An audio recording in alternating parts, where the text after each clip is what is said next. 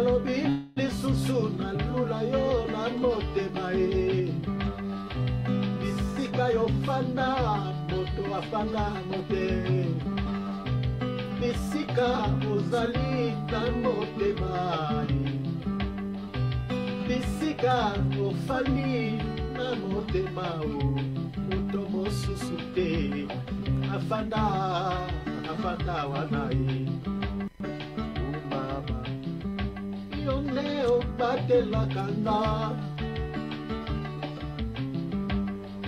yone okengelaka ngai na ntango nyonso ye ntango mimipepe betaka mobandelise yo ye ntango mipepe ebetaka mobandelise yo ye ntango bapongeyaka mokengelise yo ye ntango nakomaka na suka mosunise yo ye ntango nasukaka elonga nanga se yo mobateli malamu eya parce que c'est le Seigneur Jésus-Christ qui nous a recommandé d'être prudents. Selon Jean chapitre 10 verset 16, le Seigneur dit: soyez prudents comme les serpents et simples comme les colombes. Donc la Bible dit: l'homme prudent voit le mal et il se cache. Donc si tu veux être prudent à des moments comme ceci, il faut que tu sois comme Habakkuk. Donc que tu te places dans les hauteurs, hein, sur une petite maison qui est sur la montagne. Comme Habakkuk, la Bible dit, Habakkuk était en train de dire: j'étais dans mon poste et je me tenais sur la tour. Vous voyez, la tour, c'est une petite maison, mais dans une dimension très élevée. Donc sur le plan spirituel, au fait, il faut que ta vie spirituelle soit dans une dimension très élevée. Donc que ta vie de prière ne s'abaisse pas, ta vie d'intimité avec Dieu ne soit pas rompue. Vous voyez, c'est ça, être dans une dimension très élevée si tu veux être prudent. Pourquoi? Parce que tout celui qui demeure dans la présence de Dieu, qui a une vie de prière équilibrée, qui a une vie d'intimité avec le Seigneur, ce jour ne va pas le surprendre. Parce que Jésus viendra comme un voleur. Vous voyez? Donc la Bible dit: soyez prudents, veillez et priez afin que vous ne tombiez pas dans la tentation. Dans Luc chapitre 21, versets 34 à 36, le Seigneur nous exhorte à prier à tout temps. Le Seigneur ne dit pas quand on a l'occasion, mais à tout temps. Vous voyez, à tout temps, le Seigneur dit pour que vous puissiez s'échapper à tous ceux qui arriveront et de paraître debout lors de l'avènement du Fils de l'homme. Vous voyez, donc, de paraître debout, debout n'est pas chuter, c'est-à-dire le contraire de debout n'est pas tomber, hein, n'est pas faire naufrage par rapport à la foi, de rester toujours aux aguets, rester toujours dans la présence de Dieu.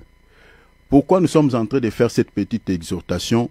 En voyant les signes qui caractérisent le retour du Seigneur de Jésus-Christ, mes bien-aimés, nous sommes vraiment à la fin. Nous traversons les derniers virages. Le souci qui est dans mon cœur est que nous n'avons pas de prophètes dans notre temps qui peuvent nous fixer par rapport aux signes qui caractérisent la fin des temps. Les prophètes que nous avons aujourd'hui, c'est les prophètes qui ne voient que l'argent qui est dans nos sacs, qui est dans nos poches, vous voyez, qui ne nous prophétisent que des balivernes, mais qui ne nous fixent pas par rapport aux signes qui caractérisent le retour du Seigneur Jésus-Christ. Parce que selon la Bible, un prophète, c'est celui qui fixe les enfants de Dieu par rapport au temps, par rapport aux signes du temps de la fin. C'est ça être un prophète. Malheureusement, les prophètes que nous avons dans notre temps, c'est compliqué. Alors, en voyant ce qui se passe dans notre monde, chers enfants de Dieu, nous sommes à la fin. Nous sommes à la fin. Nous sommes à la fin. Regardez, ça et là, mes bien-aimés, il y a toujours des troubles, il y a des guerres, il y a beaucoup de choses, mes bien-aimés. Beaucoup, beaucoup. Tout à l'heure, là, j'ai suivi les informations. Les informations ne sont pas toujours bonnes. Donc, la situation sur le plan géopolitique est catastrophique. Et ça, par rapport aux prophéties, cela nous montre que nous sommes à la fin. Nous sommes à la fin. Je crois que beaucoup se rappelleront de ces vidéos. Quand ces choses vont s'accomplir, beaucoup vont se rappeler. Ceux qui seront sauvés, gloire à Dieu. Mais ceux qui rateront vont fouiner sur l'internet pour regarder nos vidéos ici. Nous sommes en train de parler pour pouvoir nous mettre en garde. Ne nous laissons pas dans des distractions. Ne nous laissons pas, s'il vous plaît, dans des distractions. Que ta santé spirituelle soit toujours en forme. S'il vous plaît, Jésus revient. Il n'y a pas la paix dans le monde. Regardez les informations. Il n'y a pas la paix. Il n'y a pas la paix. Il n'y a pas la paix. Dans tous les 4 coins du monde, dans les 5 continents de ce monde, il y a toujours, mes bien-aimés, des soucis. Il y a toujours des turbulences. Il y a toujours des problèmes. On se demande, mais pourquoi nos dirigeants ne peuvent pas régler tous ces soucis dans la paix? Mais il y a toujours tendance de faire la guerre, Et dans ces guerres, c'est les innocents qui meurent, c'est des civils qui meurent, voilà. C'est des pauvres qui meurent, voilà. Et ils sont protégés, leurs familles sont protégées, voilà. Des innocents qui meurent. Au moment où nous sommes en train de parler là, en Syrie, il n'y a pas la paix. C'est encore compliqué, la situation s'est intensifiée comme pas possible. L'Ukraine et donc la Russie, n'en parlons pas. Hezbollah et Israël, n'en parlons pas. Donc, il n'y a pas la paix. Le Rwanda et la RDC, n'en parlons pas. Le sang coule tout le jour. En France ici, il y a des soucis de partout. Faisons attention. Soyons prudents, soyons prudents, soyons prudents. Jésus revient. Je nous avais dit et je ne cesserai de nous réitérer via ce programme que nous sommes dans la logique de la prophétie de Daniel chapitre 7. Méditez cette prophétie, lisez Daniel 7, mettez cela en relation avec Daniel chapitre 9. Donc Daniel chapitre 7, lisez cela, tout le chapitre. Et méditez également Daniel chapitre 9 au verset 27. Vous voyez, ça c'est par rapport à ce qui se passe entre l'Israël et les pays arabes. Et puis, méditez également sur les signes eschatologiques dans l'évangile de Matthieu, chapitre 24, tout le chapitre, parce que le Seigneur avait prédit toutes ces choses, tout ce que nous sommes en train de voir à travers le monde. Méditez ces 3 passages. Je dis Daniel chapitre 7. Daniel chapitre 7, c'est par rapport à tous ces désordres que nous avons à travers le monde. Parce que la Bible dit il y a eu un vent qui a fait l'irruption sur la mer, vous voyez? Donc il y a eu un fort vent qui a frappé la mer, et au travers de cette irruption, la Bible dit il y avait la manifestation de la bête. La Bible nous parle de 4 bêtes, mais selon Apocalypse chapitre 13, ces 4 bêtes représentent une seule bête en réalité, que nous appelons l'homme impie, ou le faux prophète qui va gouverner ce monde très bientôt, dont le président français avait dit la bête de l'événement est là. Je nous avais dit quand une autorité libère une parole, mes bien-aimés, ne prenez pas ça à la légère. Parce que dans la Bible, Dieu s'est servi aussi de rois païens pour réaliser, au fait, accomplir sa mission, accomplir son dessein. Dieu a utilisé des rois comme Nebuchadnezzar, comme Cyrus, des gens, des rois qui n'avaient rien à voir avec l'Israël. C'est une autorité, Dieu peut se servir de lui pour interpeller les enfants de Dieu qui s'endorment. Ce qu'il avait dit, ne le prenez pas à la légère, je ne cesse de le réitérer. Il a répété ce qui est dit dans les Écritures. Il a dit dans sa bouche, c'était en 2021. La bête de l'événement est là. Il est là. Il n'a pas dit pour dire. Sauf que c'est les chrétiens et les prophètes que nous avons ne voient pas que la bête de l'événement est là. Cette bête fera son apparition lorsque la mer sera frappée. Il ne va pas apparaître quand la mer est calme. Non, non, non, non, non. Il va apparaître lorsqu'il y a eu l'agitation dans la mer. Et la mer, selon ses passages, selon son sens contextuel, c'est le monde. Je suis dans Apocalypse chapitre 17, verset 15. C'est l'explication, l'interprétation que l'ange a donnée à Jean. Il dit, la mer que tu as vue, c'est le monde, c'est les nations, c'est des peuples, c'est des tribus. Est-ce que vous voyez? Donc, c'est-à-dire, la bête sortira de la mer, que j'explique le monde. Mais il ne va pas sortir dans le calme, il sortira par des agitations. Toutes ces agitations que nous sommes en train de remarquer, ça et là, des guerres, ça et là, la famine, et voilà, des pandémies, variole du singe, tout ça. C'est au travers de ces désordres que la bête va se manifester parce qu'il viendra pour régner pendant 7 ans. Mais la première moitié de son règne, il va régner, il viendra comme un homme de paix. C'est lui qui viendra mettre du calme à tous ces désordres qui est dans ce monde. C'est comme ça qu'il sera accueilli. Parce qu'il viendra avec des solutions. C'est pour cela que je suis en train de nous dire que nous sommes dans cette logique de cette prophétie de Daniel chapitre 7. Méditez tous ces passages. Méditez encore Daniel chapitre 9, verset 27. Ça, je nous parle par rapport à ce qui se passe au Moyen-Orient, entre l'Israël et les pays arabes. Parce que pour qu'il y ait la paix là-bas, il faut que les pays arabes traitent l'alliance avec l'Israël. Un accord de paix, un traité de paix. Selon ce passage que je viens de vous donner, Daniel 9, 27. Parce que la Bible dit, ils feront une solide alliance. Parce que tous les pays qui ont conquis, parce qu'il y a un accord qui a été initié par le gendre du président des États-Unis, Donald Trump. Son gendre est un juif, d'origine juif.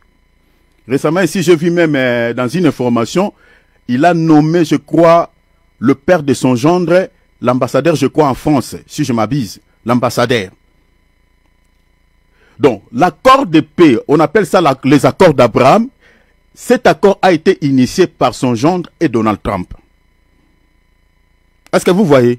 Alors, tous les pays, quelques pays qui ont conclu déjà cette alliance avec l'Israël, n'ont pas de problème. Il y a la paix entre ces nations avec l'Israël, parmi lesquels il y a le Cisjordanie, il y a, je crois, celui des les Arabes Unis, de tout ça, les Émirats Arabes Unis.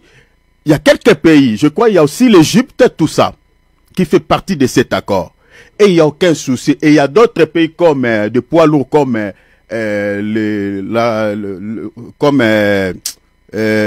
comme quoi, les quelques pays m'échappent, les poids lourds comme l'Arabie Saoudite, voilà. Ça, ce sont des poids lourds qui n'ont pas encore mis leur signature dans cet accord. Vous voyez? Donc, il y a quelques pays qui marquent déjà les pas pour pouvoir traiter cet accord. Et si l'Iran aussi entre dans cet accord, il y aura la paix.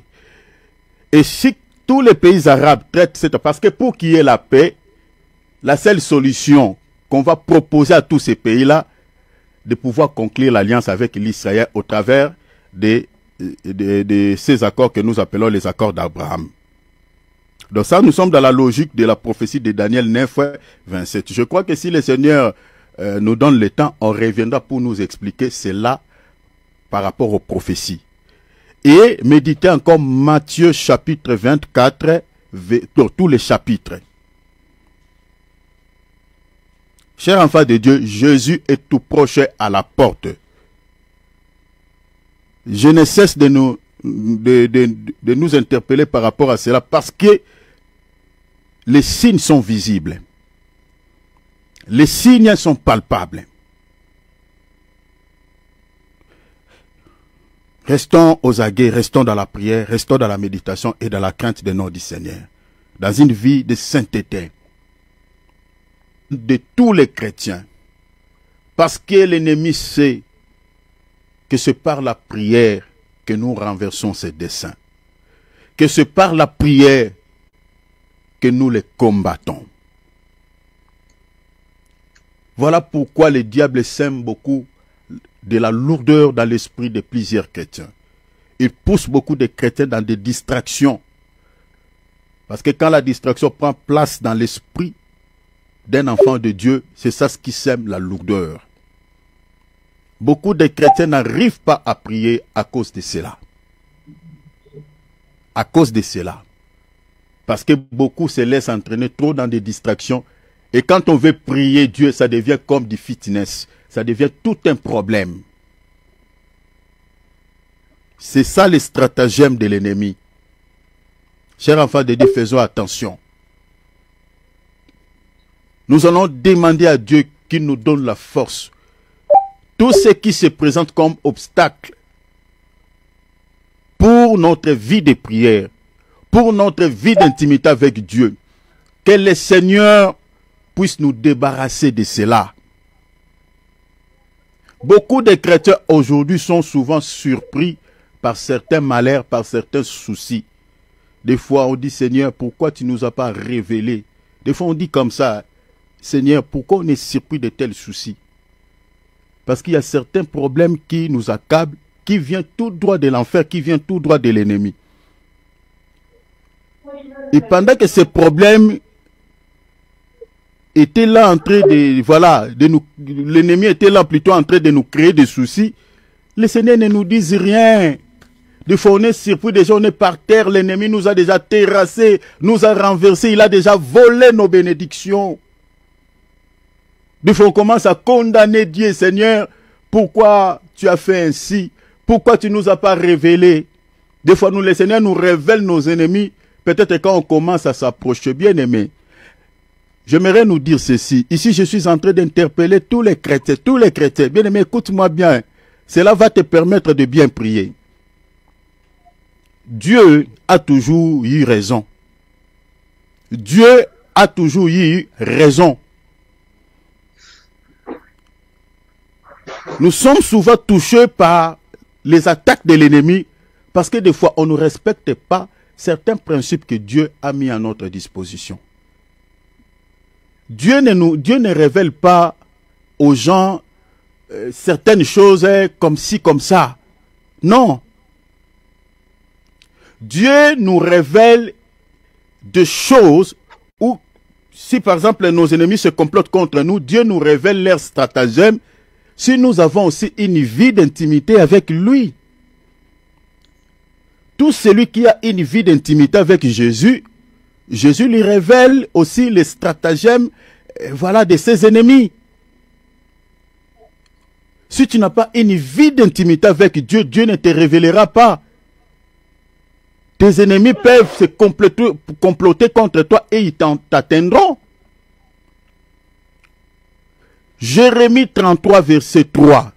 Invoque-moi, je te répondrai. Et la Bible dit quoi? Je t'annoncerai des choses cachées que tu ne connais pas. Donc pour que Dieu te révèle des choses cachées que tu ne connais pas, le Seigneur dit quoi? Invoque-moi. Donc invoquer ici, c'est-à-dire il faut prier. Faire des jeûnes, faire des prières. En priant Dieu, c'est dans la prière que le Seigneur peut te révéler des choses cachées que tu ne connais pas. Mais si tu n'invoques pas Dieu, tu ne pries pas, toi tu es dans des distractions, comment Dieu peut te révéler ce qui se passe de l'autre côté contre toi? Voilà pourquoi des fois nous sommes surpris. Bien-aimés, aie l'habitude de chercher la face de Dieu. Dieu te révélera beaucoup de choses. Dieu te révélera beaucoup de choses. Si tu as une vie une baisse de vie de prière, tu n'arrives pas à prier, tu n'arrives pas à méditer la parole, cher enfant de Dieu, demande la force à Dieu. Demande la force à Dieu. Le Seigneur dit priez, veillez et priez afin que vous ne tombiez pas. Un chrétien qui n'est pas vigilant, un chrétien qui n'a pas la vie de prière, lorsque le tentateur se présentera devant lui, il tombera, il sera atteint. Parce que nous aimons souvent utiliser Psaume 91, que 1000 tombent à ton côté, 10 000 à ta droite, tu ne seras jamais atteint. Mais on oublie d'autres versets qui nous recommandent de prier. Parce qu'il y a des chrétiens qui disent, Seigneur, la Bible dit, 1000 tombent à ton côté, 10 000 à ta droite, tu ne seras jamais atteint. Pour que tu ne sois pas atteint, il faut prier. Il faut aussi avoir la vie des jeunes. Ce sont quelques principes que Dieu a mis à notre disposition. C'est ainsi, on peut vaincre. Et au-delà de cela, il faut aussi marcher dans la crainte de notre Seigneur. Ne t'approche pas de Dieu avec une vie charnelle, une vie d'impureté, avec tes saletés. Ce n'est pas aussi bon. Parce que l'ange de l'Éternel campe autour de ceux qui les craignent et les arrache au danger. Donc le travail que l'ange de l'Éternel fait ici, il ne fait pas ce travail au fait dans la vie de tout le monde. Il campe autour de ceux qui les craignent, ceux qui craignent Dieu, ceux qui ont la crainte de notre Seigneur. Et la Bible a dit, les arrache au danger.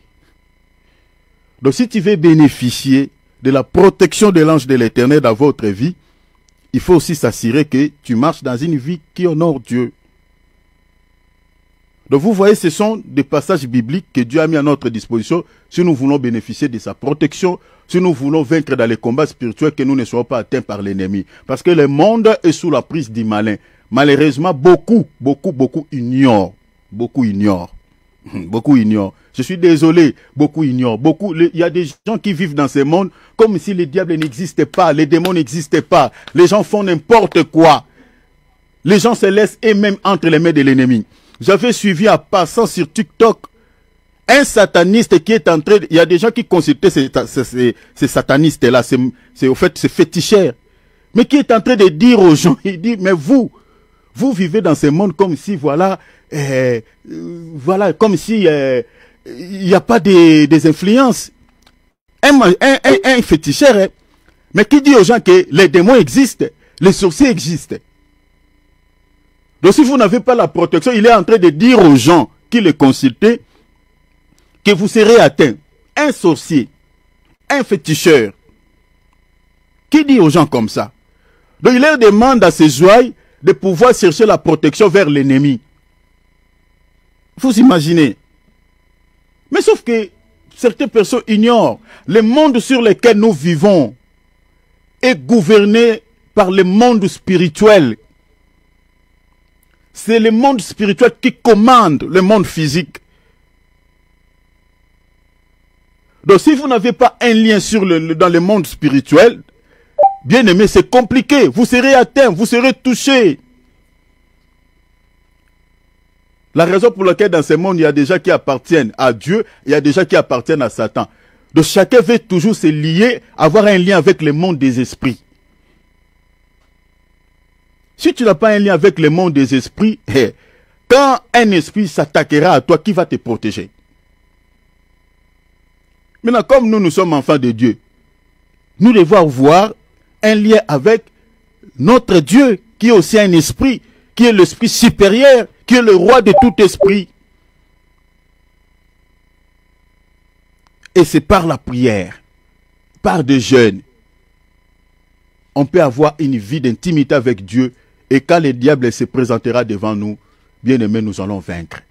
Alors, prie vraiment de tout ton cœur, demande à Dieu, Seigneur, aidez-moi à avoir une vie relationnelle avec toi. La vie de prière soit ta vie, ne sois pas un corvée, ne sois pas comme quelqu'un qu'on a donné la punition. On dit, toi, va prier 1 heure. Si tu ne pries pas 1 heure, tu ne manges. Non, ça ne soit pas comme ça. Ça soit ta vie. Ça soit ta vie. Ouvrons nos micros, nous allons demander l'aide de Dieu. Demandons l'aide de Dieu, demandons l'aide de Dieu par la prière. Alléluia. Gloire à Dieu, gloire à Dieu, gloire à Dieu, gloire à Dieu. Alléluia, alléluia. Alléluia. Gloire à Dieu. Amen, amen, amen. Amen, amen. Gloire à Dieu. Chers enfants de Dieu, faisons comme d'habitude. Voilà, déjà à titre de rappel, donc ce dimanche, il n'y a pas réunion. Donc nous allons nous réunir. La semaine, c'est quel jour encore, mon bien-aimé? Mercredi, voilà. Donc, par la grâce de Dieu, nous allons nous réunir mercredi. Souffrons un peu avec tous ces changements.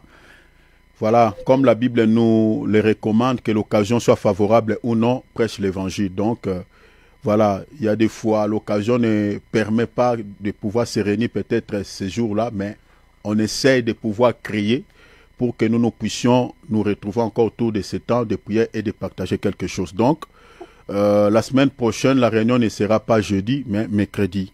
Voilà, à 19 h juste. Hein? Donc à 19h juste, n'oubliez pas. Mais je vous enverrai les textos pour vous rappeler. Voilà, donc les dimanches, il n'y a pas réunion. Alors restons toujours dans la présence de Dieu, restons toujours aux aguets. Voilà, s'il vous plaît, chers enfants de Dieu, restons toujours dans la présence de Dieu. Donc voilà, le Seigneur revient très bientôt. Alors faisons comme d'habitude, mettons nos micros en mode silencieux. Donc nous sommes en train de partager, gloire à Dieu, nous sommes en train de partager sur 6e facteur, 7e facteur et 8e facteur. Donc n'oublions pas. Je crois que si tout va bien, peut-être en mettant un point virgule par rapport à tous ces facteurs, le jeudi 6e, voilà. Nous mettrons un point virgule sur 6e, 7e facteur, 8e facteur le mercredi, pardon. Donc voilà. À titre de rappel,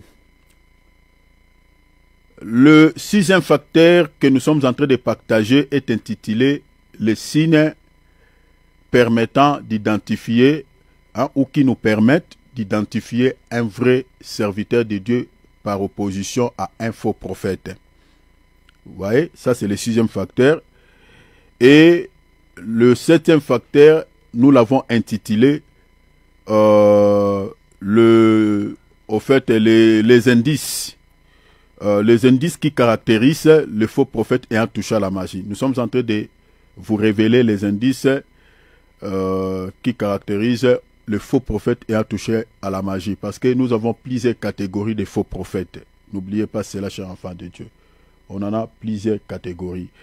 Et le 8e facteur, nous l'avons intitulé des pratiques non conformes à la sainte doctrine sont généralement des signes qui caractérisent le faux prophète. Voilà, nous avons plusieurs pratiques. Je crois que je reviendrai sur le 8e point quand on touchera sur les fausses doctrines. On parlera beaucoup de choses par rapport à cela. Mais comme j'avais dit que le mois de janvier, nous allons parler d'un nouveau sujet pendant un mois et après, par la grâce de Dieu, le mois de février, par la grâce de Dieu, si Christ tarde à venir, nous allons parler sur nous allons revenir pour parler des fausses doctrines parce qu'il y en a plein. Je vous donnerai d'abord toute une liste des fausses doctrines que nous observons dans nos assemblées à travers le monde. Je vous donnerai vraiment toute une liste et que j'avais déjà énumérée ici. Et je crois qu'on fera un effort pour parler au moins chaque jour, je pense chaque jour, donc chaque jour de la réunion d'une fausse doctrine par la grâce de Dieu. Alors, ça c'était pour pouvoir nous rappeler par rapport à ces choses. Alors, notre texte de base que nous sommes en train de se servir, c'est l'évangile de Matthieu chapitre 7, verset 15 à 20. Jésus dit, gardez-vous des faux prophètes, ils viennent en vous en vêtements de brebis. On avait expliqué beaucoup de choses là-dessus. Donc aujourd'hui, je vais avancer pour que nous puissions finir. Ils viennent en vous en vêtements de brebis, mais au-dedans, ce sont des loups ravisseurs. Jésus a dit, vous les reconnaîtrez à leurs fruits. On avait expliqué, nous sommes attelés là au verset 16. Vous les reconnaîtrez à leurs fruits. Donc Jésus n'a pas dit, vous les reconnaîtrez au travers des dons spirituels. Non. Est-ce que vous voyez? Mais quand on lit la Bible, il faut veiller sur les mots. Jésus a dit, vous les reconnaîtrez à leurs fruits. Nous avions dit ici que le fruit en tant qu'un objet palpable, un objet physique, c'est-à-dire Jésus voulait tout simplement nous dire que vous les reconnaîtrez par des signes visibles, par des signes tangibles. Est-ce que vous voyez cela? Donc, c'est par rapport à cela que nous sommes en train de faire, de faire cet enseignement pour nous révéler les signes qui caractérisent le faux prophète. Parce qu'il y a des signes. Je nous avais donné déjà quelques signes ici, mais il y a encore une liste que j'avais préparée. Je crois qu'à partir du 7e et 8e facteur, je vous parlerai des signes. Voyez? Mais retenez déjà à titre de rappel, je nous avais dit que quand vous voyez par exemple un serviteur de Dieu qui portait une grosse chaîne sur son cou avec un crucifix, ne vous posez pas 3-4 questions. C'est un faux prophète. Vous voyez, une grosse chaîne avec un crucifix. Vous comprenez? Vous voyez un serviteur de Dieu qui porte, par exemple, qui ont des tenues un peu spéciales. Ils veulent toujours s'habiller comme la grande prostituée. Ne vous posez pas 2-3 questions. Ce sont ces gens-là que nous sommes en train de parler ici. Est-ce que vous voyez cela? Parce que dans la Bible, il n'y a pas une tenue spéciale qu'un serviteur de Dieu doit porter. Il n'y en a pas. Il n'y en a pas. Mais pourquoi ils veulent, tous se conformer à la grande prostituée? Vous comprenez? Allez-y comprendre. Et au-delà de cela encore, quand vous vérifiez l'enseignement, c'est encore compliqué. Vous voyez, c'est encore compliqué. Ce sont des ennemis de la croix de Christ. Est-ce que vous voyez cela? Quand vous voyez un serviteur de Dieu avec un talit, avec la kippa sur la tête, ne vous posez pas 2, 3, 4 questions. Surtout, ces gens-là, ce sont eux qui ont touché à la Kabbale.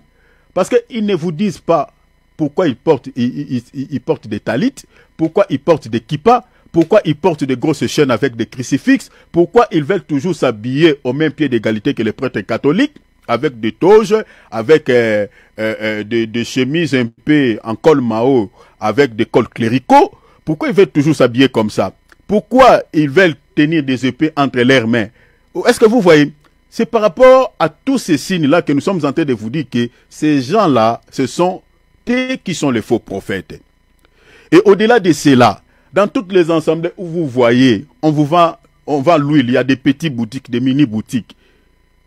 Vous voyez, les ventes aux enchères, on vend l'huile, on vend des parfums, on vend l'eau, on vend toutes choses, des calendriers qui ont des effigies de l'homme de Dieu, qui ont des logos de l'église. Tout est monnayé, on vend même des pannes, tout ça. Ça, c'est Matthieu 21. Jésus a chassé les vendeurs dans son temple et dit, ma maison sera appelée maison de prière. Mais vous en faites une caverne de voleurs. Donc, ces ensembles-là qui sont devenus comme des boutiques, c'est ça ce que Jésus a dit, des cavernes de voleurs. L'église de Dieu est un lieu de prière. Ce n'est pas un endroit où on vend des choses, où on peut vendre des choses, où on peut, faire des affaires. Loin de là. Jésus a rappelé aux enfants d'Israël qui vendaient des choses dans les temples et dit, ma maison est censée être uniquement maison de prière. Ce n'est pas pour vendre des choses. Est-ce que vous voyez? C'est par rapport à ces signes-là que nous sommes en train de vous dire que toutes les églises où vous voyez où on vend des huiles, on vend des parfums, on vend des calendriers, on vend des habits. Vous voyez? Soit-disant, c'est des habits de la chorale. Bien aimé, ce sont ces églises-là que nous sommes en train de dire qui sont dirigées par des faux prophètes. La délivrance payante. Avant de passer à la délivrance, il faut payer. Tout est monnayé. On fait une prière pour toi, on prophétise sur toi, on te demande une offrande d'action de grâce. Ça ne vient pas de toi, mais c'est l'homme de Dieu qui te demande. Il faut sceller cette prière. C'est genre de pratiques que nous sommes en train de dire que ces gens-là sont des faux prophètes. L'offrande d'action de grâce doit venir de la personne lui-même. Vous voyez, on la demande pas. Pour les biens que le Seigneur m'a accordé, les biens que le Seigneur m'a fait, moi-même, je sens dans mon cœur, je suis convaincu, je dois donner une offrande. Mais ce n'est pas à l'homme de Dieu de demander cela. Il est vrai, on peut faire un enseignement sur les offrandes, parler de toutes sortes des offrandes que nous retrouvons dans la Bible, parler de l'offrande d'action de grâce. Mais ce n'est pas à l'homme de Dieu de demander à chaque fois quand il prophétise pour quelqu'un ou il veut prier pour quelqu'un, ma sœur, mon frère, il faut sceller cette prière par une offrande d'action de grâce. Ça, c'est de l'arnaque. Vous voyez? Ça ne se fait pas comme ça. Vous avez reçu gratuitement, donné gratuitement. Matthieu chapitre 10, versets 7 à 10. Donc Jésus a dit, vous les reconnaîtrez par leurs fruits. Regardez le ministère de Jésus. Bien aimé, il y a certaines personnes, quand on dit comme ça, qui pensent que nous sommes en train de critiquer les gens ou nous sommes en train de vanter les choses. Mais bien aimé, méditez la Bible. Hein? Méditez la Bible. Lisez la vie de Jésus. Jésus a guéri les gens, il n'a pas demandé les sous. Hein? Regardez le ministère de Christ. C'était un ministère puissant.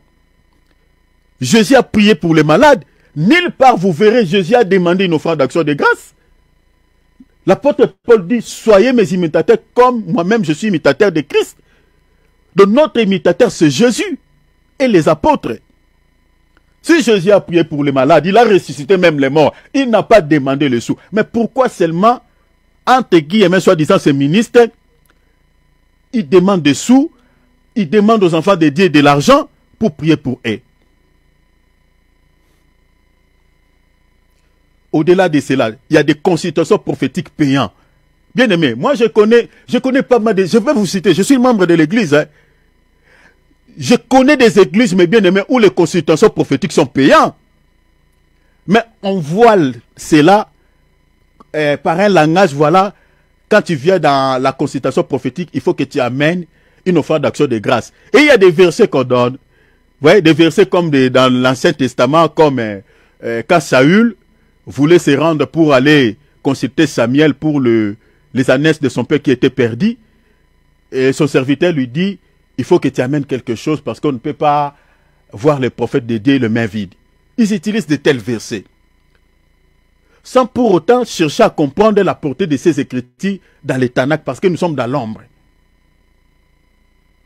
Si ça vient du cœur de l'enfant de Dieu qui fait bénir l'homme de Dieu, voilà, il veut donner les sous, bénir l'homme de Dieu par quelque chose de matériel, ça, il n'y a aucun problème. Ça, c'est Galates chapitre 6, verset 6. Mais l'homme de Dieu n'est pas un mendiant. L'homme de Dieu ne peut pas demander aux enfants de Dieu de l'argent, demander les sous. Non, il faut sceller, à chaque fois il faut sceller. Voilà, il faut payer ceci. Non. La raison pour laquelle, dans nos assemblées, l'action du Saint-Esprit est rétrécie, est réduite à cause de ce genre de pratiques. Parce que l'Esprit de Dieu est affligé. Parce que quand on commence à servir le Seigneur avec des motivations qui ne sont plus pures, ce n'est plus avec amour, là on tombe dans les péchés qu'on appelle l'iniquité. Parce que le péché de l'iniquité, je nous avais dit ici, c'est le mépris envers Dieu et sa parole. C'est un mépris envers le commandement du Seigneur. Qu'est-ce que le Seigneur nous a dit dans ce commandement?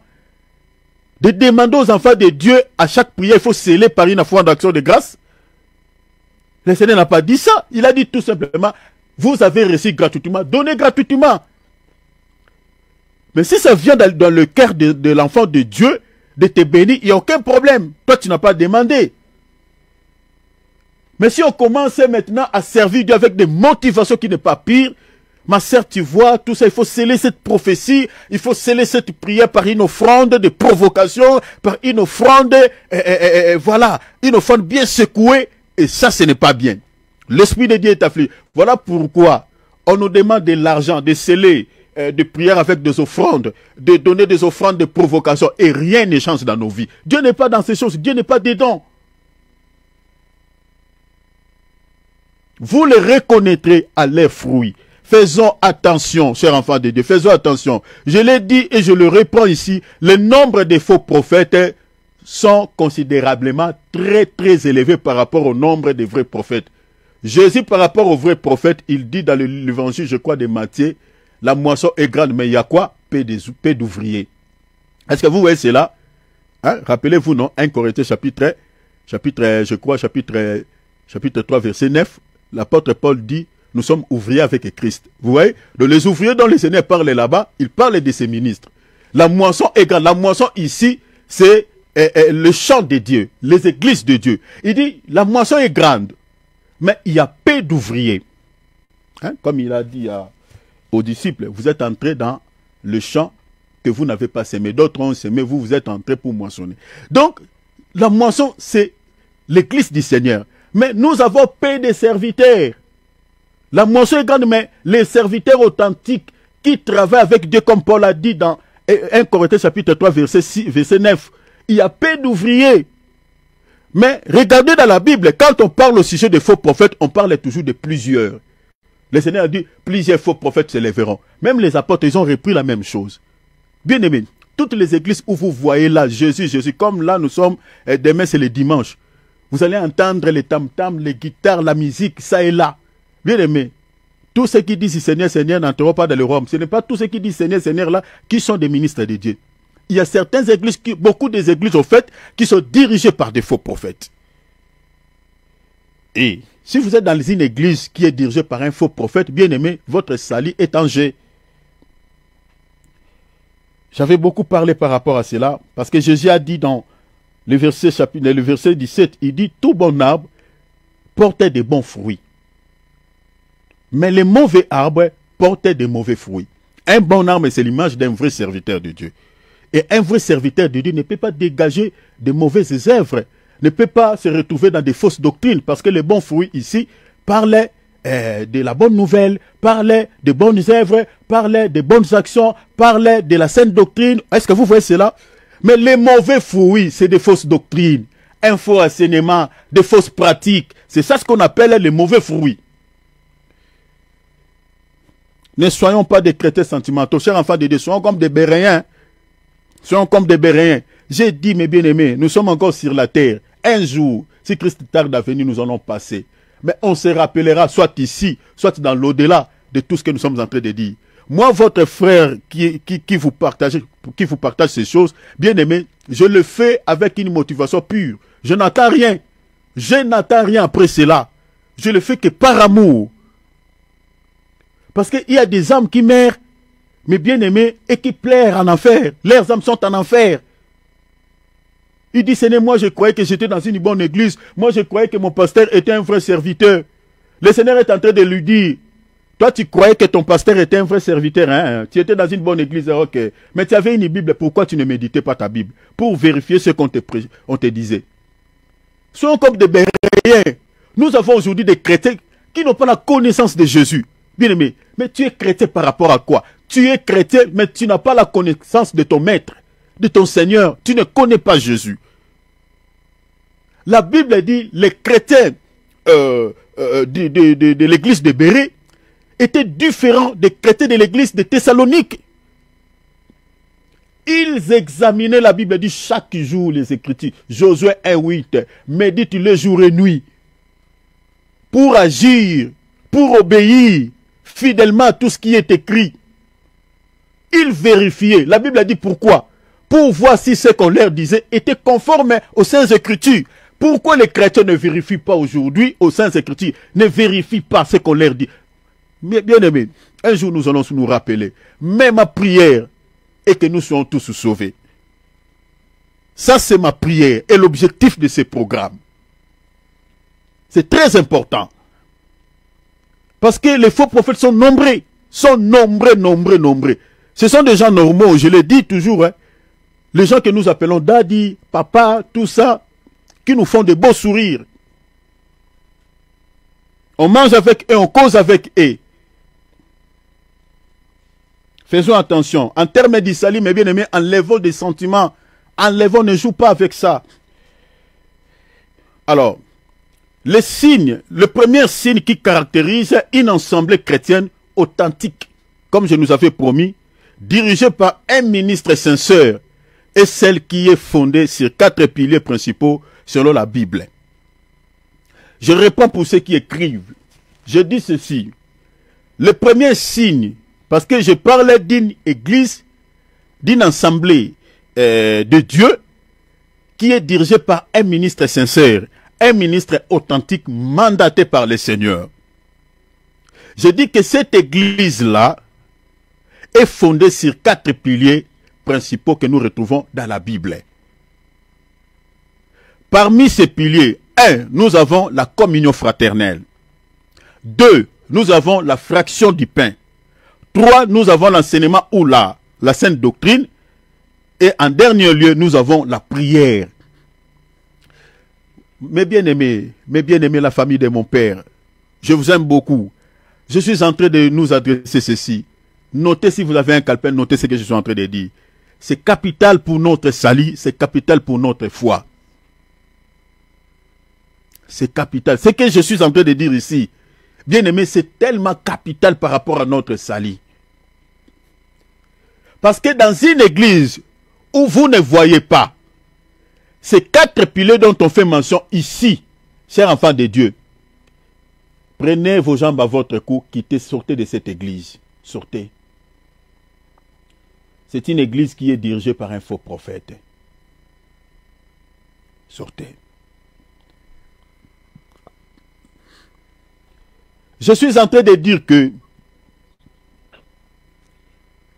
les signes qui caractérisent une assemblée chrétienne authentique, je parle d'une assemblée chrétienne authentique, dirigée par un ministre sincère, un ministre mandaté par le Seigneur Yoshua, et celle qui est fondée, je parle, des 4 piliers principaux selon la Bible, parmi lesquels j'ai cité la communion fraternelle, la fraction du pain, l'enseignement ou la sainte doctrine et la prière à la fin. Une église de Dieu, une assemblée chrétienne authentique, qui est dirigée par un ministre sincère, doit avoir ces 4 piliers. Doit être dirigée par ces 4 piliers. Nous devons retrouver ces 4 piliers dont la Bible nous présente. S'il n'y a pas ces 4 piliers fondamentaux, chers enfants de Dieu, cette église-là n'est pas l'assemblée de Dieu. Dans une église où vous voyez, il n'y a pas la communion fraternelle, je vais l'expliquer ici tout à l'heure, où vous ne retrouvez pas la fraction du pain, où vous ne voyez pas la doctrine des apôtres ou l'enseignement, où vous ne voyez pas la prière, il n'y a pas la prière comme je connais pas mal des églises, surtout en Europe. Oh mon Dieu, mes bien-aimés, une église qui n'a pas une équipe d'intercession, une église. Vous trouverez, ici en Europe, il y en a plein. En Afrique, en Afrique quand même, il y en a. Je ne sais pas après moi, mais voilà. Moi, je faisais partie de l'intercession de mon église, là où je suis sorti à Kinshasa. J'étais intercesseur. Mais j'ai trouvé des églises ici, en Europe, mais bien aimé, il n'y a pas des intercessions le jour de la semaine. Il n'y a pas des gens qui intercèdent pour l'église. Il n'y a pas des gens qui intercèdent pour le cas. Il n'y en a pas. Et ce sont des églises où moi je connais, mais bien aimé, on n'a pas chassé même un démon. Je vous jure devant les Seigneurs. Je connais des églises ici en Europe, mes bien-aimés. Qu'en pleine culte comme ça, où il y a une manifestation de puissance, où quelqu'un qui est tombé sous la puissance du Saint-Esprit, les esprits commencent à sortir. Je n'ai pas vu. Oh. Donc ce sont des églises qui n'ont pas de puissance. Il n'y a pas la prière. Commençant par l'homme de Dieu. Jusqu'à ceux qui s'asseyent sur des chaises. Il n'y a pas la prière. Bien aimé, j'ai vu des églises comme ça en Europe, il y en a plein. Est-ce que vous imaginez? Alors, une telle église, vous allez dire quoi? Par rapport à ces 4 piliers. La Bible dit la prière. La prière. Si la Bible dit notre maître, notre modèle, Jésus, lui-même il était intercesseur. Il a dit à Pierre, Pierre, j'ai intercédé pour toi. Jésus, physiquement comme ça, dès son vivant sur la terre. Si vous lisez la vie de Jésus, Jésus était un homme de prière. Un homme de prière. Un homme de prière. Si Jésus était un homme de prière, pourquoi dans certaines églises, on ne voit pas la prière? Il n'y a pas la prière. Il n'y a pas des gens qui prient. Bien aimé, là où il y a l'église, il y a des bruits, matin, midi, soir. Il y a des bruits. L'église, c'est comme l'hôpital. Donc quand vous entrez comme ça, vous allez entendre qu'il y a des bruits. Et tout ça. Les gens prient matin, midi, soir. Il y a des prières. Il y a les services. Mais ça m'étonne, bien aimé, ça m'étonne. Ça m'étonne, ça m'étonne. Je regarde les églises qui sont ici en Europe. Quelques églises, surtout les églises. Vraiment que mes bien-aimés blancs, vous m'excusez. Vous m'excuserez beaucoup. Donc, j'ai vu surtout dans les églises des blancs, mes bien-aimés, c'est tellement compliqué. Ce n'est pas dans toutes les églises des blancs, mais quelques églises que je connais des blancs.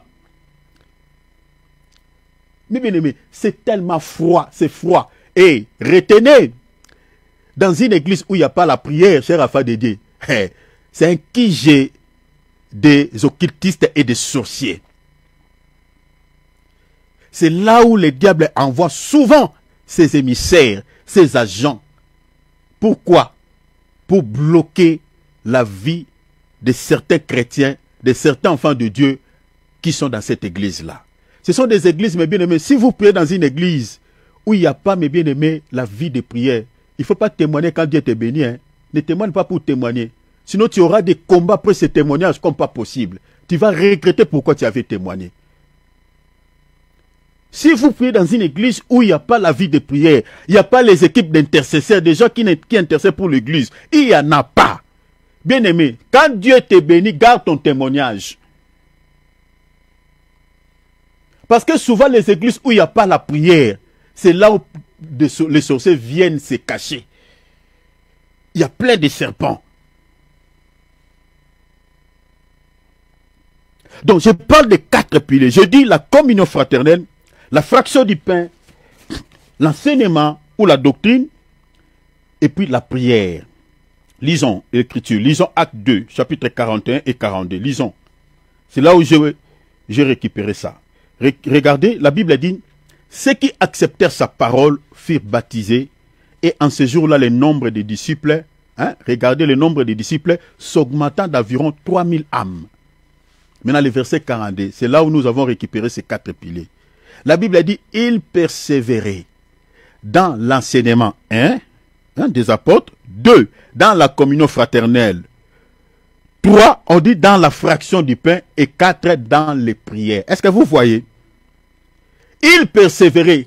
Qui persévéraient? Les disciples et les apôtres. Tous, ils persévéraient dans quoi? Dans l'enseignement, c'est-à-dire, il y avait les enseignements, ils écoutaient les enseignements. 2, la Bible dit la communion fraternelle. 3, la Bible dit fraction du pain. Et 4, la Bible dit, c'était des assemblées de gens qui priaient. Est-ce que vous avez remarqué cela? Donc, une assemblée authentique du Seigneur Jésus-Christ, il faut qu'on retrouve ces 4 éléments. Ils persévéraient. La Bible ne dit pas seulement dans l'enseignement. La Bible dit dans l'enseignement, mais dans la communion aussi fraternelle. La Bible dit dans la fraction du pain et dans la prière. Les apôtres et les disciples et toutes ces personnes qui avaient accepté Jésus-Christ dans leur vie comme Seigneur et Sauveur, la Bible dit, ils priaient. Ils écoutaient les enseignements. Il y avait des enseignements. La Bible ne dit pas qu'il y avait des exhortations, comme on voit aujourd'hui.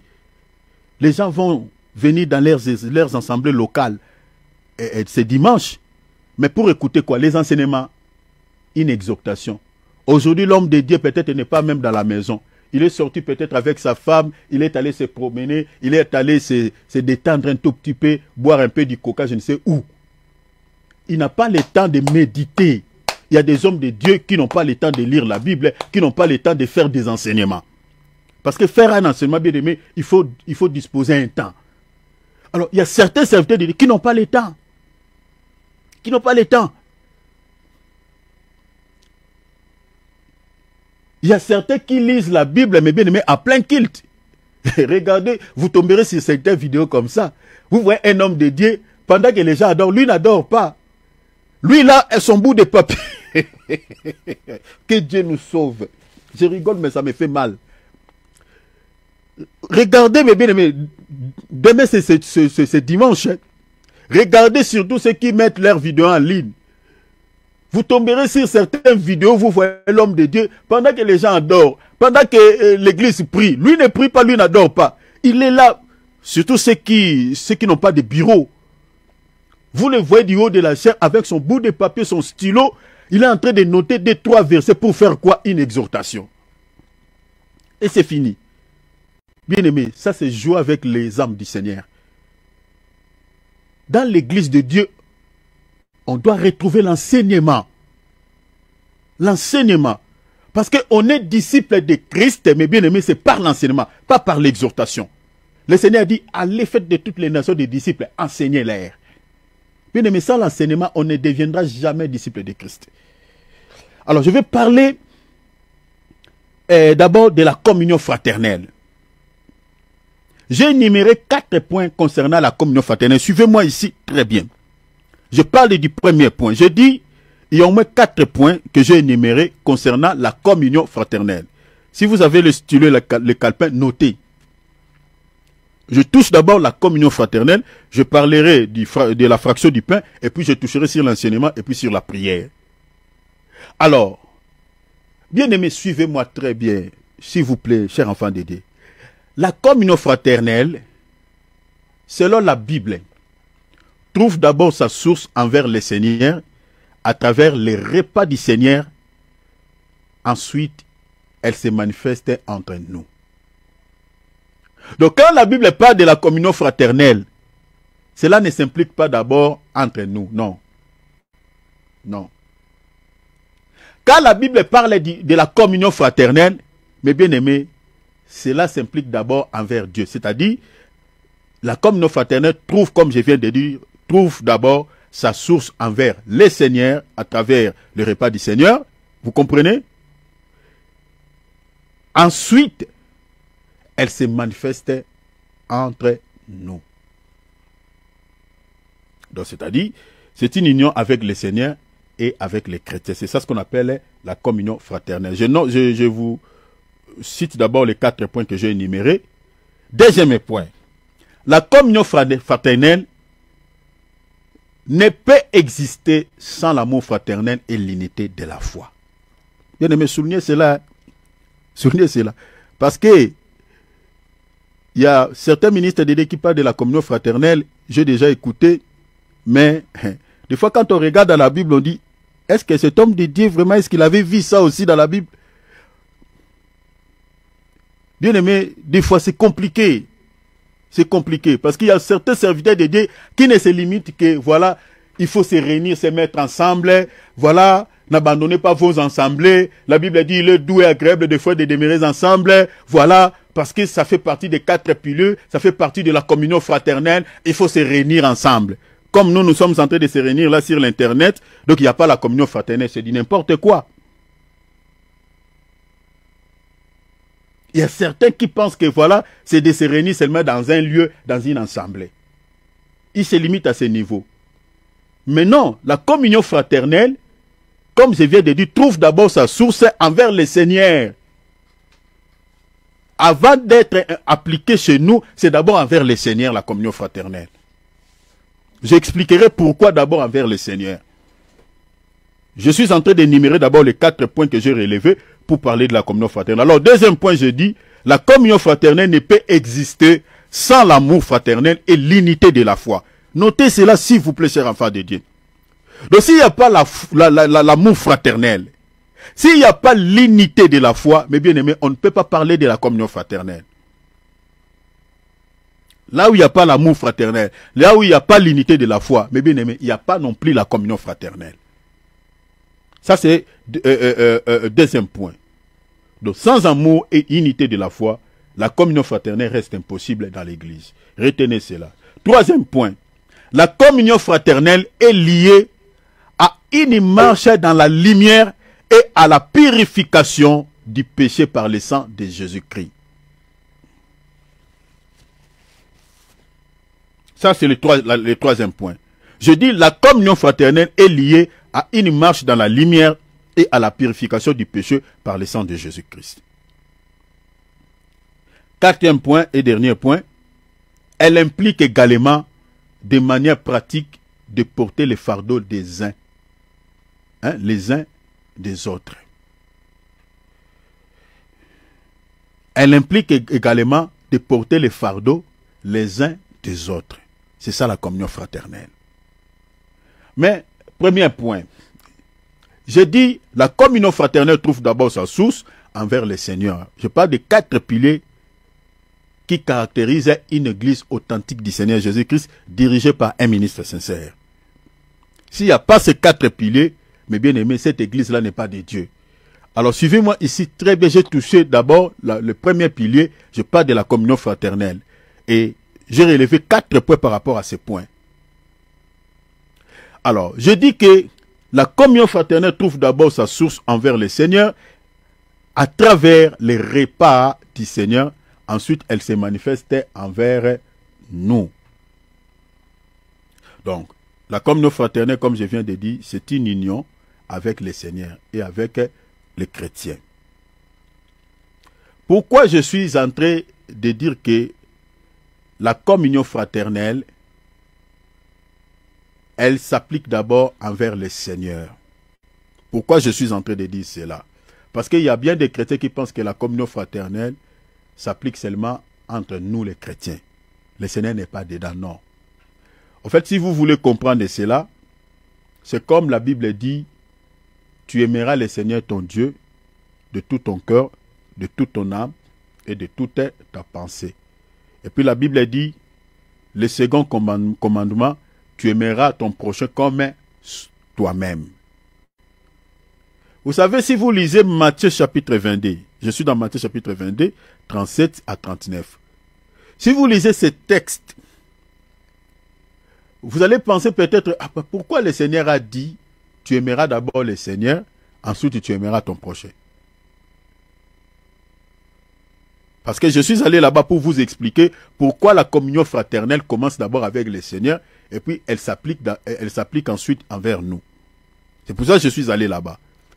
Si vous lisez Matthieu 22, 37 à 39, tu aimeras le Seigneur ton Dieu comme toi-même, de tout ton cœur, de toute ton âme, de toute ta pensée, et ensuite la Bible dit tu aimeras ton prochain.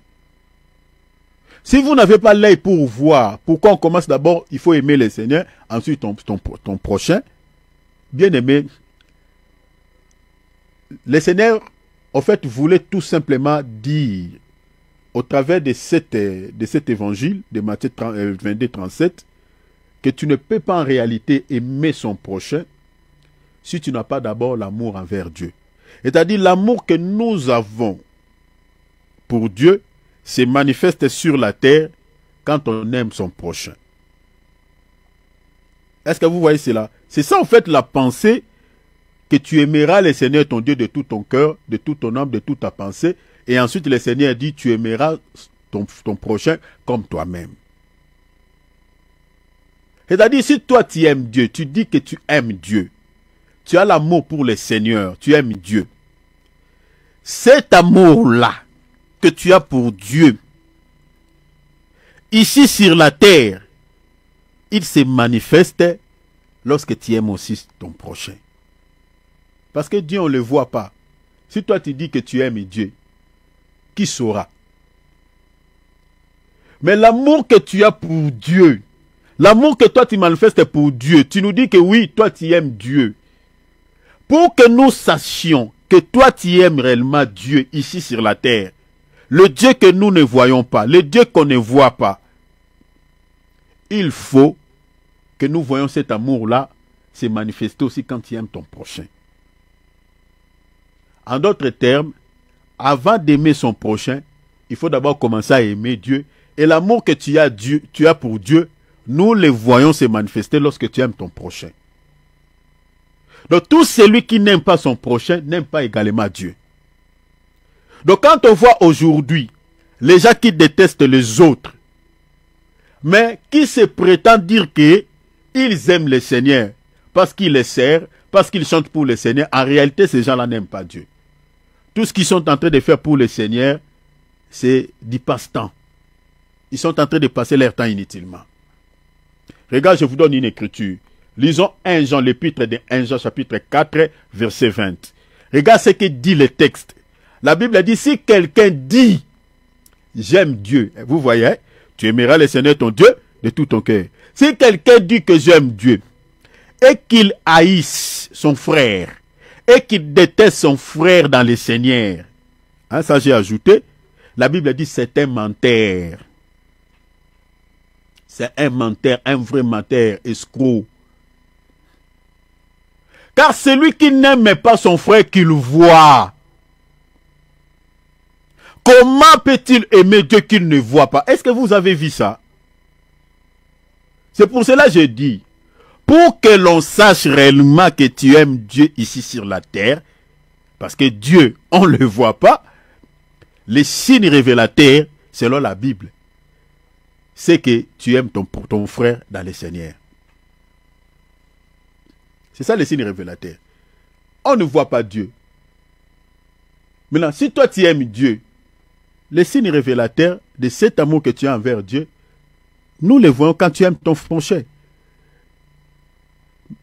Est-ce que vous voyez cela? Maintenant, regardons certains serviteurs de Dieu qui détestent les autres ministres. Certains chrétiens qui détestent certains chrétiens. Qu'est-ce qu'on peut dire de toutes ces personnes? Ils aiment le Seigneur, nous disons non. Par rapport à cette écriture, nous disons non. De la même manière, ils détestent les autres frères, les autres bien-aimés. De la même manière, le Seigneur leur dit que vous ne m'aimez pas. Alors, je suis allé là-bas pour dire que la communion fraternelle, elle s'implique d'abord envers Dieu et ensuite envers nous. Parce que si avec le Seigneur, on n'a pas cette communion, on n'a pas une communion ensemble avec le Seigneur, comment on peut dire que nous ici sur la terre, on peut se mettre ensemble, on peut s'unir? On ne va pas s'unir. Si on est déconnecté avec Dieu, ici sur la terre, on va pas se connecter. si on n'a pas une vie d'intimité avec Dieu, si on n'a pas une vie relationnelle avec Dieu, si on n'est pas uni avec le Seigneur, comment nous, les chrétiens ici sur la terre, on va s'unir? On va se mettre ensemble. C'est impossible. Est-ce que vous voyez cela? Donc, c'est-à-dire la communion fraternelle tire d'abord sa source envers le Seigneur. Ça commence avec lui, s'implique avec lui. Et ensuite, envers nous les chrétiens. Pour que nous sachions que voilà, nous avons nous vivons dans la communion fraternelle. Cela commence d'abord avec les Seigneurs, comme je viens de dire. Je prends un exemple, je vais vous expliquer quelque chose. Peut-être certains vont se poser la question, mais la communion fraternelle, quand on parle de communion fraternelle, le mot fraternel, je vais expliquer le mot fraternel pour ceux qui ne savent pas éventuellement. Le mot fraternel est un adjectif qui vient du latin fraternus, signifiant des frères, tout simplement, des frères.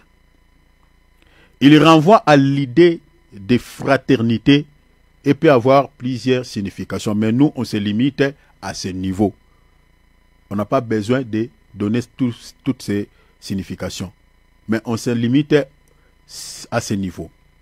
Donc, retenez que quand on parle de la fraternité ou communion fraternelle, on parle de fraternel. Ce mot fraternel veut dire tout simplement des frères. Ça parle des frères.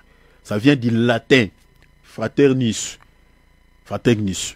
C'est-à-dire ça parle de la fraternité, c'est-à-dire des frères. C'est ça ce que vous devez retenir par rapport à ce mot fraternel. Ça parle des frères.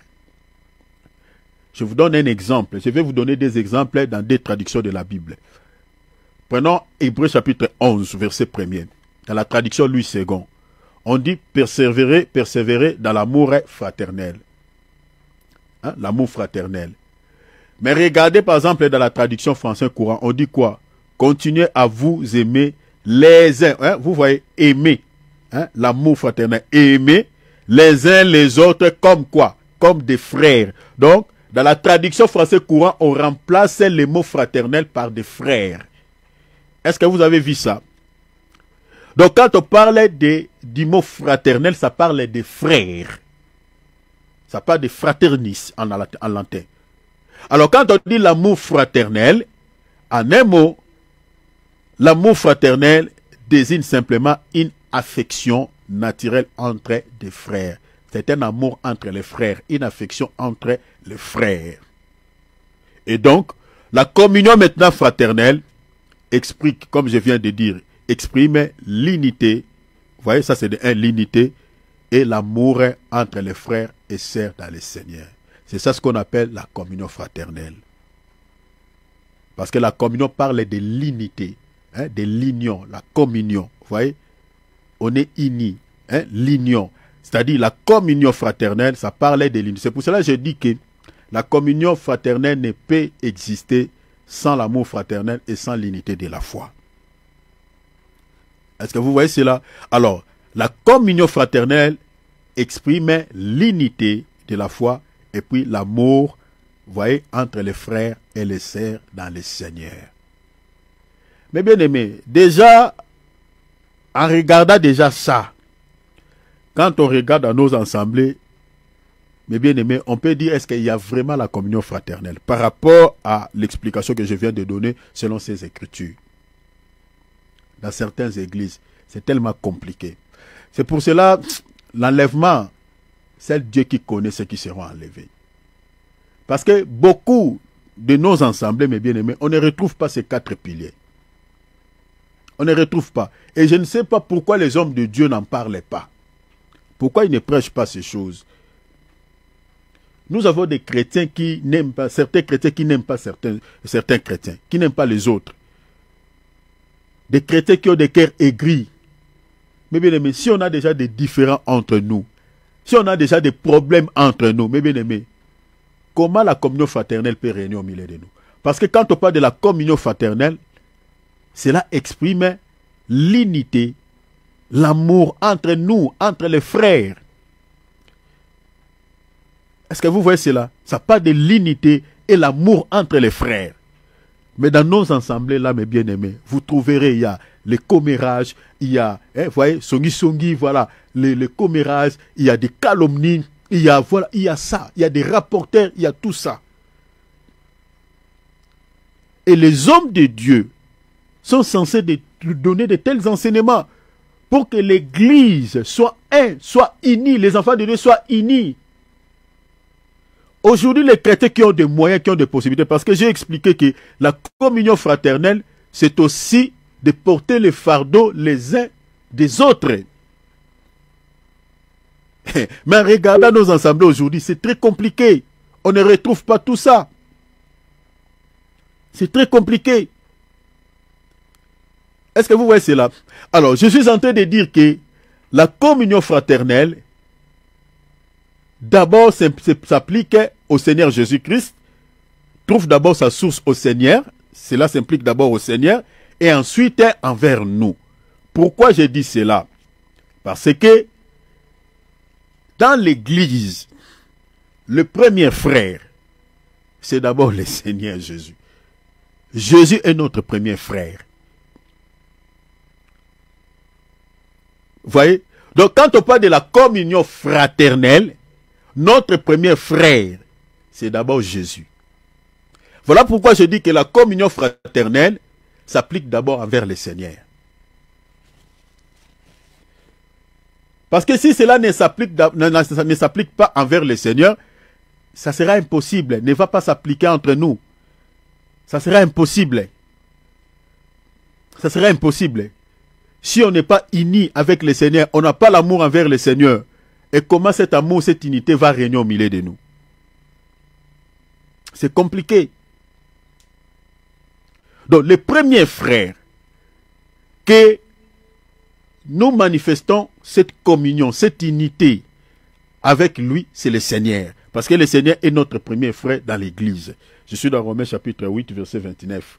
Vous allez voir, la Bible dit, le premier Dieu d'un grand nombre de frères. Je prie seulement la partie. La Bible considère Jésus comme étant le premier-né d'un grand nombre de frères.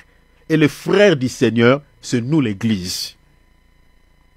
Si vous lisez même dans Jean chapitre 20, verset 21, vous allez voir après sa résurrection, il a dit à Marie, va trouver mes frères. Il dit, va trouver mes frères. Jésus appelait ses disciples ses frères. Aujourd'hui, je suis désolé aux hommes de Dieu qui n'acceptent pas d'être appelés frères. Parce qu'il y a des hommes de Dieu qui sont comme ça. Jésus lui-même s'est considéré comme un frère au milieu de ses apôtres. L'église de Dieu est composée de frères et sœurs. Vous voyez, des frères et sœurs. Donc, c'est ça ce qu'il faut comprendre. Donc, nous sommes des frères. Nous sommes des frères. Jésus est notre premier frère que nous devons manifester cette communion fraternelle. Mais, maintenant, qui est frère du Seigneur? Parce que Jésus est notre frère, que nous devons d'abord manifester notre communion avec lui. Donc, pour pouvoir manifester cette communion que nous sommes en train de dire avec le Seigneur qui est notre frère, il faut réellement que tu t'assures que tu es frère du Seigneur. Maintenant, la question est celle de savoir qui est maintenant frère de Jésus. Parce qu'on peut dire que oui, nous sommes tous les frères de Jésus parce que nous avons crié à la parole, parce que nous avons crié aux enseignements, parce que nous sommes membres de l'Église. C'est bien bon de dire ça. On peut dire ça tout le monde. Mais est-ce que nous sommes réellement frères de Jésus? Parce que c'est avec lui que nous avons d'abord, nous parlons de la communion fraternelle, parce qu'il est le premier frère de l'Église.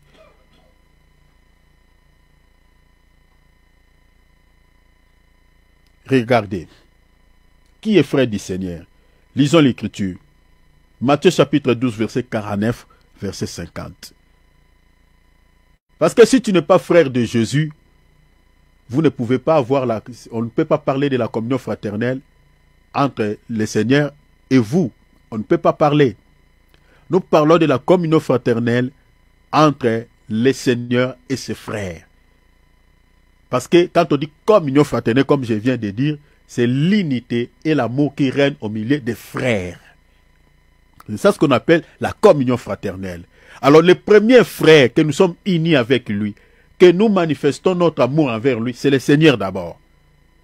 Parce que si on est incapable d'être unis avec le Seigneur, on est incapable de manifester l'amour envers le Seigneur, mais bien aimé, devant ton vis-à-vis comme ça sera aussi impossible. Devant ton bien-aimé dans le Seigneur, c'est compliqué. Alors, qui est frère de Jésus? Selon Matthieu chapitre 12, verset 49, verset 5 à 50, la Bible dit, puis entendant les mains vers ses disciples, et il dit, voici ma mère et mes frères. Maintenant, il explique qui est sa mère, qui est son frère. Il dit, car quiconque fait la volonté de mon Père, qui est dans les cieux, celui-là est mon frère et ma soeur et ma mère. Est-ce que vous voyez qui est frère de Jésus? C'est tout celui qui fait la volonté du Père. Tout celui qui fait la volonté de Dieu. Tout celui qui fait la volonté du Père qui est dans les cieux. C'est celui-là qui est considéré en tant que frère de Jésus. C'est celui-là qu'on peut parler de la communion fraternelle entre lui et le Seigneur. Est-ce que vous voyez ce qui est là où la communion fraternelle est tentée de nous amener? Bien aimé, nous aimons parler communion fraternelle, quatre-plaies de l'église. Il y a beaucoup des hommes de Dieu qui aiment parler de cela. Même bien aimé, la communion fraternelle commence d'abord avec le Seigneur. Avec le Seigneur, parce que lui, il est notre premier frère. C'est ça ce qu'il a dit à Marie, lorsqu'il est ressuscité, il dit, va trouver mes frères, leur dire que je suis revenu à la vie. Vous voyez? Dans Romains, là où on a l'île, là-bas, l'apôtre Paul dit, il est le premier né d'un grand nombre de ses frères. Il est notre frère Jésus. Donc, c'est-à-dire, la communion fraternelle commence d'abord avec lui, avant que cela s'implique entre nous. Mais pour pouvoir s'unir avec le Seigneur, manifester l'amour envers lui, il faut que tu sois son frère. Mais pour pouvoir être frère du Seigneur, la Bible dit, il faut que tu sois celui qui fait la volonté du Père. Si tu ne fais pas la volonté de Dieu dans ta vie, tu ne seras jamais appelé frère du Seigneur. Et on ne peut pas parler, on ne peut pas même parler de la communion fraternelle. Et dans nos assemblées, nous avons des gens qui ne sont pas des frères et des sœurs de Jésus. Pourquoi? Parce que beaucoup de gens n'arrivent pas à faire la volonté de Dieu. Et comment on peut parler de la communion fraternelle? Cela commence même au plus haut, à ceux qui sont du haut de la chair, aux hommes de Dieu. Il y a des hommes de Dieu qui ne font pas la volonté de Dieu. Qui ne font pas la volonté de Dieu. Certaines pratiques que nous retrouvons dans nos assemblées. Certains enseignements. Vous voyez que, est-ce que vous êtes en train de demander, mais est-ce que cet homme de Dieu fait la volonté de Dieu ou sa propre volonté? Si on est frère de Jésus, selon cette écriture, la Bible dit quoi? Nous devons néanmoins quoi? Faire la volonté de Dieu. Et tout celui qui fait la volonté de Dieu, Jésus au ciel le considère en tant que son frère. Et si on est frère avec le Seigneur, là on peut parler de la communion fraternelle avec le Seigneur. Si on n'est pas frère, mais bien aimé, on ne parlera pas de la communion fraternelle.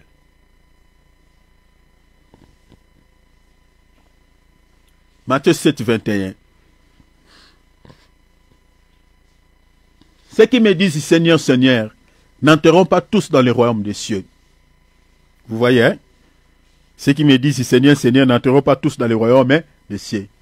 Mais qui va accéder au royaume des cieux? Le Seigneur dit, mais celui qui fait la volonté de mon Père qui est dans les cieux. Or, celui qui fait la volonté du Père qui est dans les cieux, c'est celui-là qui est frère de Jésus. Est-ce que vous voyez, hein?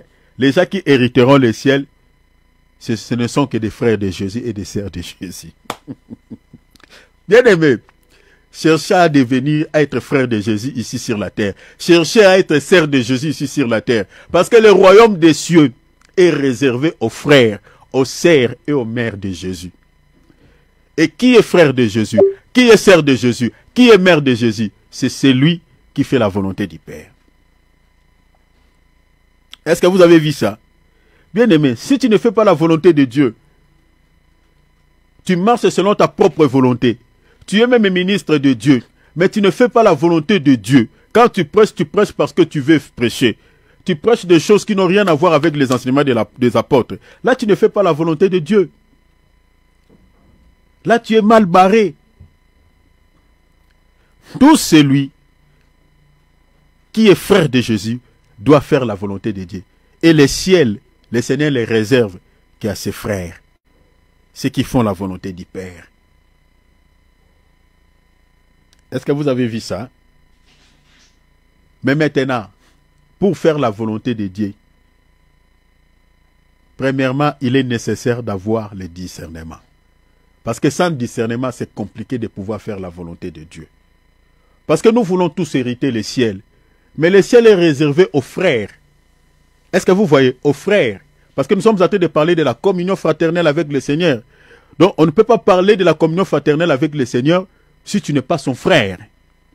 Mais pour pouvoir devenir frère du Seigneur, mes bien-aimés, il faut que tu sois quelqu'un qui fait la volonté de Dieu. Parce que Jésus l'a dit, celui qui est mon frère, celui qui est ma soeur, celui qui est ma mère, c'est celui qui fait la volonté de mon Père. Et il réserve le ciel pour ceux qui font la volonté du Père. Or, ceux qui font la volonté du Père, Jésus lui-même a dit, ce sont mes frères, ce sont mes sœurs, ce sont mes mères. Mais nous sommes en train de dire que pour faire la volonté de Dieu, il est nécessaire d'avoir le discernement. Selon Romains chapitre 12, verset 2. L'apôtre Paul dit, ne vous conformez pas à ces siècles, mais soyez transformés par le renouvellement de l'intelligence afin de vous discerniez, afin que vous discerniez plutôt quelle est la volonté de Dieu, ce qui est bon, agréable et parfait. Si tu veux faire la volonté de Dieu, tu dois avoir le discernement. Je vous donne quelques textes qui nous montrent ce que c'est la volonté de Dieu. Soulignez cela, notez ces versets. Je vous donne quelques textes qui nous révèlent ce que c'est la volonté de Dieu. Il y en a plusieurs, mais j'ai énuméré quelques passages. Tout celui qui se conforme à ces versets, c'est celui-là qui fait la volonté de Dieu. Et du moment où tu fais la volonté de Dieu, tu es en communion avec le Seigneur parce que tu es considéré en tant que frère du Seigneur. Quand le Seigneur viendra, il viendra chercher ses frères. Est-ce que vous voyez cela? Il viendra chercher ses frères et ses sœurs et ses mères. Jésus ne viendra pas chercher celui qui n'est pas son frère. Le royaume des cieux est réservé aux frères. Retenez ça aujourd'hui. Le royaume des cieux est réservé aux frères, aux sœurs et aux mères de Jésus. Celui qui n'est pas frère du Seigneur n'héritera jamais le ciel.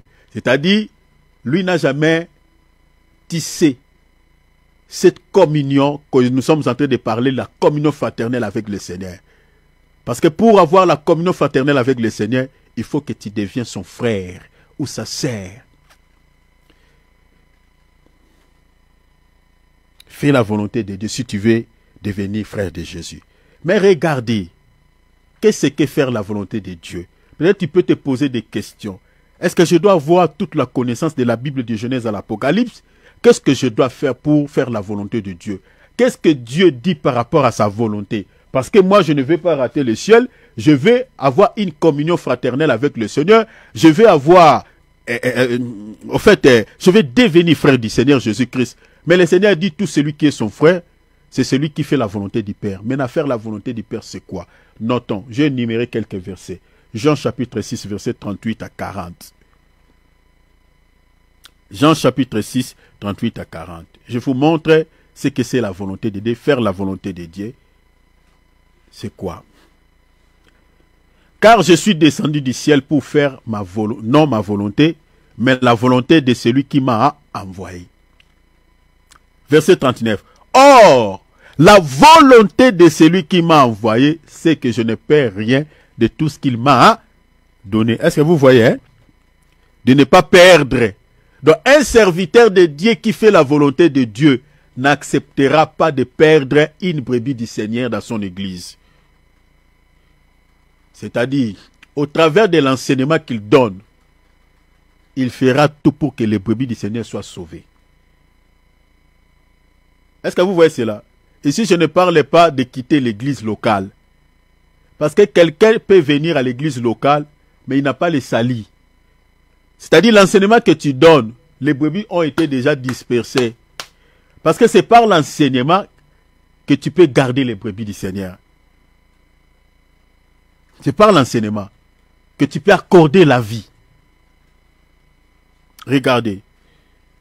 On dit que je ne perds rien de tout ce qu'il m'a donné. C'est ça la volonté du Père. Mais que je le ressuscite au dernier jour. Regarde maintenant le verset 40.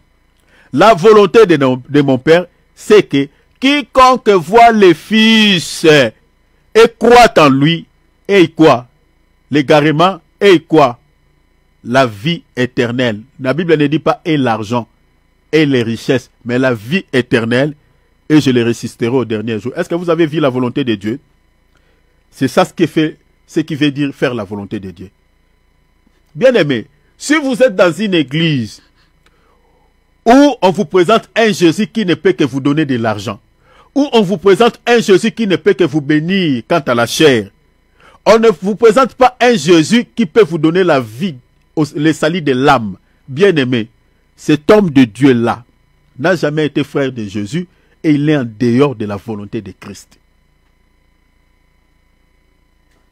Et tel que nous sommes là, notre souci de tous les jours, mes bien-aimés, c'est que nous possédons la vie éternelle. Là, on est dans la volonté de Dieu. Là, on fait la volonté de Dieu. Là, on cherche à faire la volonté de Dieu. Mais mes bien-aimés, si on s'écarte de cette idée, on cherche Dieu pour d'autres motivations impures. On ne s'inquiète pas pour notre salut de l'âme. On ne s'inquiète pas pour notre vie éternelle. Bien-aimés, là, on est en dehors de la volonté de Dieu. Je ne sais pas si je me fais comprendre. Là, on s'écarte de la volonté de Dieu. Et à ce moment-là, on n'est pas frère à Jésus. Parce que faire la volonté de Dieu, selon cette écriture, c'est que la Bible dit quiconque voit le Fils croit à lui et la vie éternelle. C'est-à-dire, la volonté de Dieu, c'est que les gens soient sauvés. C'est que nous possédions la vie éternelle. C'est le souci qui doit être dans le cœur de tout celui qui est mandaté par Dieu, de tout ministre de Dieu. Et c'est le souci qui doit habiter le cœur de tous les enfants de Dieu. Que quand je m'approche de Dieu, quand je prie Dieu, je dois m'inquiéter pour mon salut éternel. Tu dois t'examiner tous les jours. Est-ce que j'ai la vie éternelle ou je l'ai déjà perdu? Par mon comportement, par mon attitude. Si on a cette attitude-là, on a cet esprit, mais bien aimé, là, on est dans la volonté de Dieu. Mais malheureusement, aujourd'hui nous avons des chrétiens qui ne s'inquiètent pas pour leur salut de l'âme. Ils cherchent Dieu pour des motivations impures. Vous voyez, pour les choses de ce monde. Il y a d'autres même qui sont retournés dans le monde. Pourquoi? Parce qu'ils avaient demandé à Dieu un truc. Et comme Dieu tarde à répondre par rapport à sa demande, eh bien, il retourne dans le monde. Il ne prie plus. Il ne médite plus la parole. Il n'a plus l'envie de se rapprocher de Dieu. À cause de quoi? À cause des m'as-tu vu, à cause des choses de ce monde. Là, on s'écarte de la volonté de Dieu. Et à ce moment-là, Dieu au ciel ne te considère pas comme son frère, ne te considère pas comme sa sœur, ne te considère pas comme sa mère. Celui qui est frère, c'est celui qui fait la volonté de Dieu. Et là, nous avons une communion fraternelle avec le Seigneur.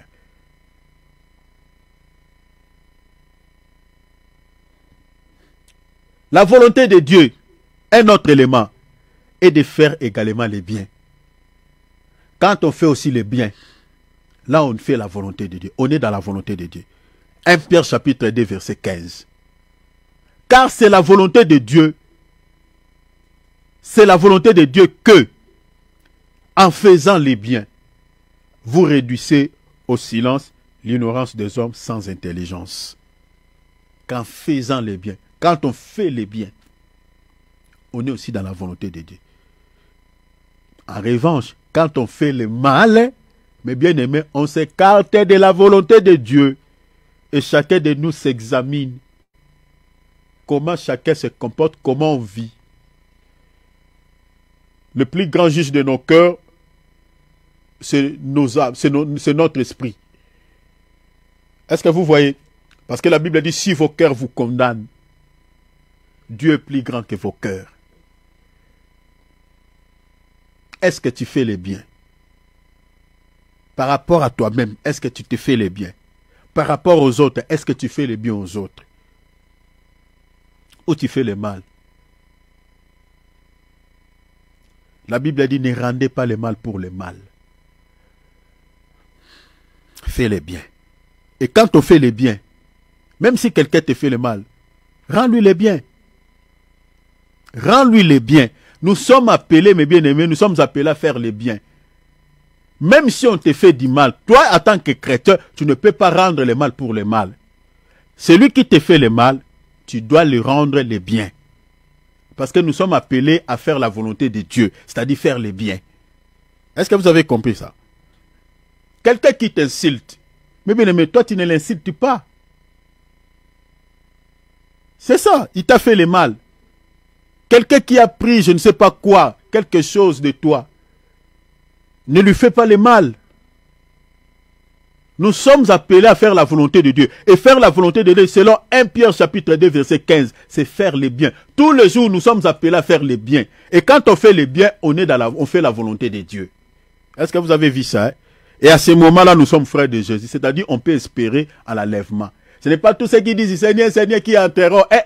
C'est ceux qui sont frères. C'est ceux qui font la volonté de Dieu.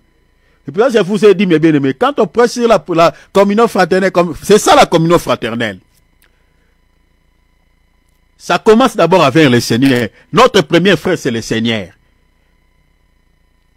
Avant que cela s'applique entre nous, c'est d'abord avec le Seigneur. La communion fraternelle commence d'abord avec Dieu, avec Jésus.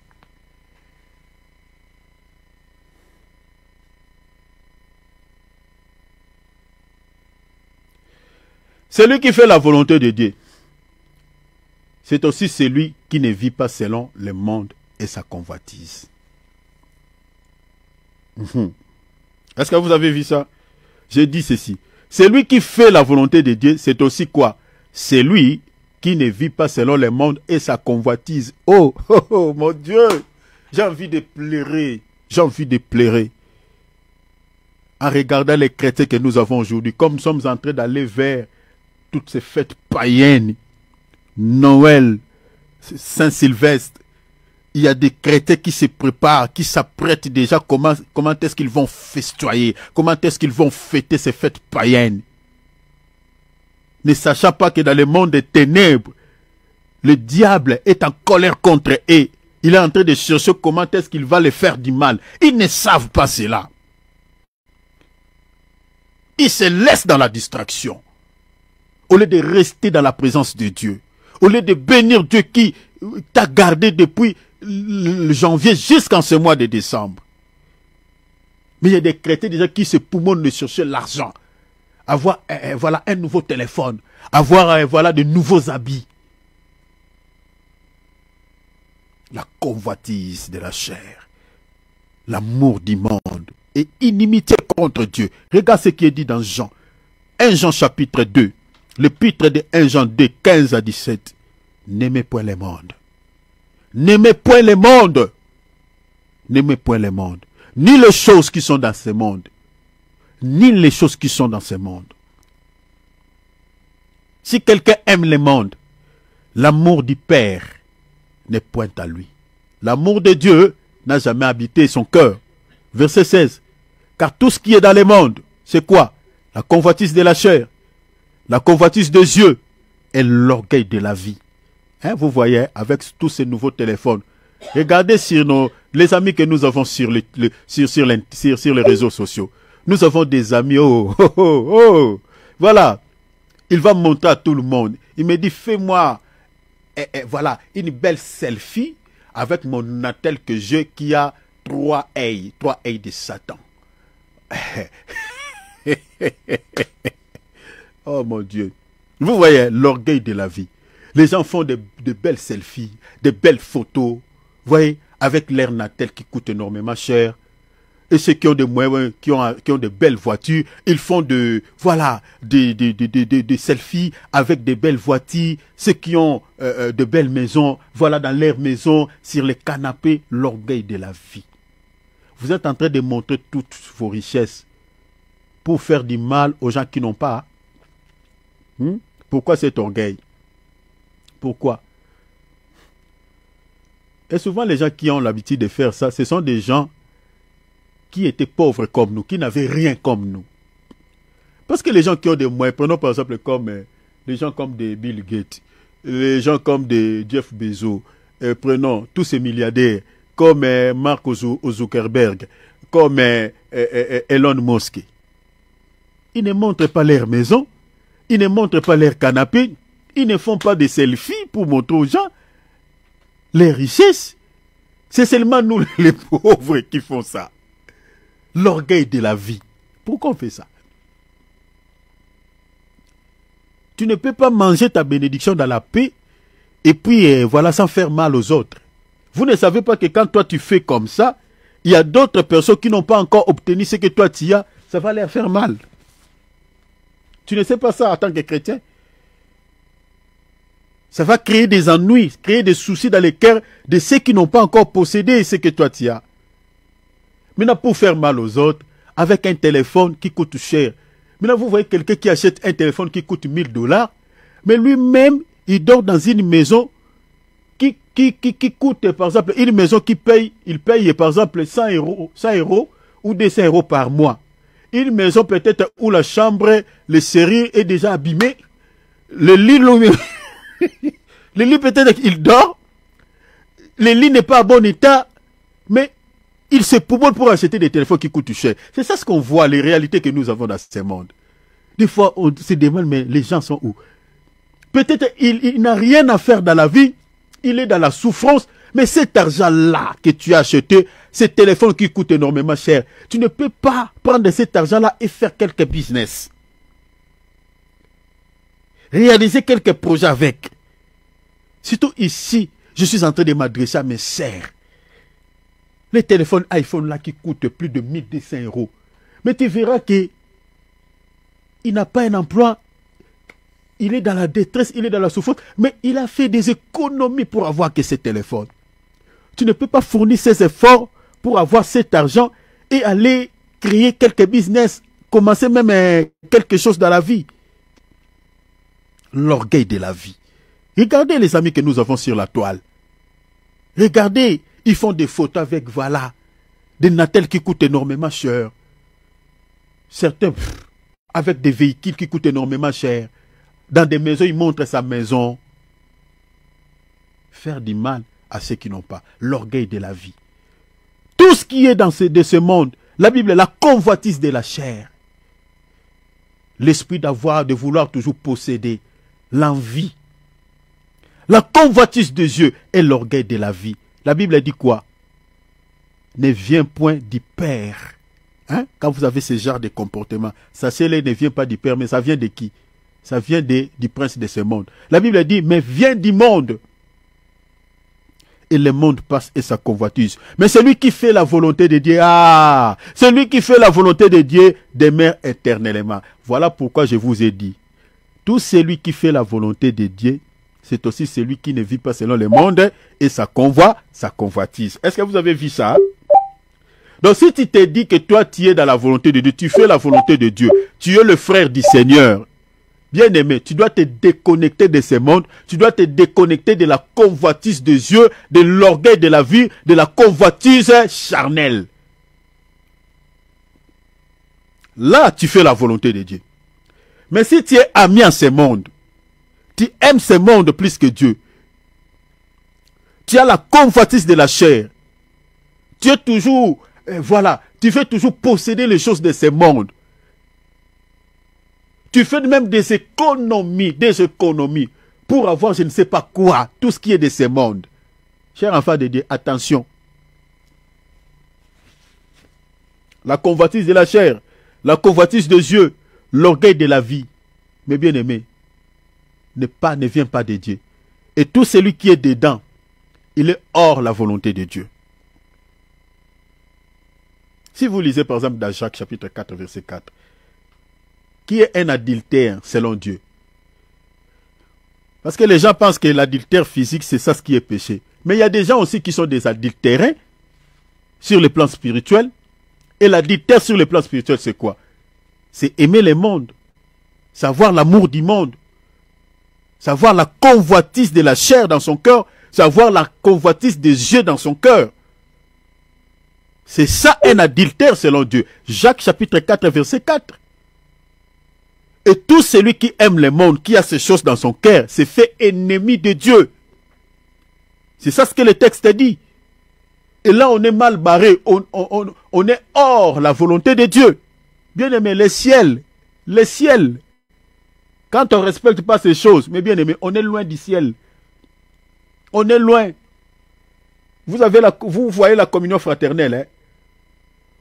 Le ciel est réservé aux frères de Jésus. Ceux qui ont une communion fraternelle avec Jésus. Parce que notre premier frère, c'est lui. Parce qu'on nous prête seulement dans nos assemblées communion fraternelle. Il est doux et agréable. Des frères de demeurer ensemble. Mais le premier frère dans l'église, c'est d'abord le Seigneur.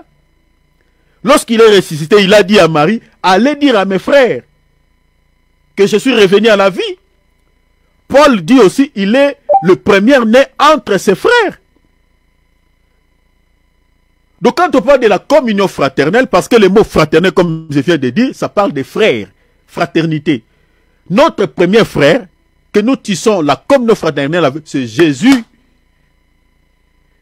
Et on est frère avec Jésus du moment où on fait la volonté du Père. Et faire la volonté de Dieu, c'est ce que je suis en train de nous révéler ici. C'est déconnecter du monde. C'est déconnecter de la convoitise de la chair. Et là, on fait la volonté de Dieu. S'inquiéter tout le temps pour les soucis de son salut. Travailler, comme l'apôtre Paul dit dans Philippiens chapitre 2, verset 12. Travaillez à votre salut. Je travaille là-dessus. Je cherche comment je dois vivre dans une vie de sainteté. Je cherche comment je dois avoir une vie d'intimité avec Dieu par la prière, par la méditation. Je cherche à tout le temps faire le bien et non le mal. Aujourd'hui, nous avons des chrétiens aigris, des chrétiens qui ont des cœurs remplis d'amertume. Oh mon Dieu, je suis désolé. Parce que quand je parle de ces choses, je connais. Moi, j'ai été empoisonné à l'église. Est-ce que vous imaginez? J'ai été empoisonné, mes bien-aimés. On m'avait donné un breuvage mortel. Comme vous me voyez là, mes bien-aimés, j'ai quelques veines dans ma tête qui ne fonctionnent pas. Hein. C'est le Seigneur qui m'a redonné la vie. J'étais parti. J'étais déjà mort. Mais j'ai vu le Seigneur dans une vision qui est venu me dire, comme il avait dit à Ézéchias, on m'a amené dans une morgue. On m'a monté 3 corps qui étaient tendus, qui étaient sans vie. Et parmi ces corps, mon corps était là. Le Seigneur m'a dit, est-ce que crois-tu que ces corps peuvent encore revivre? Et ça, c'était mon esprit. J'ai dit, Seigneur, oui, je crois. Il n'a pas fini des paroles. J'ai senti, lui-même, le Seigneur m'a donné une onction. J'ai parlé sur un corps. Et ce corps-là est revenu à la vie et j'ai sursauté. Donc, c'était mon corps. J'étais déjà mort.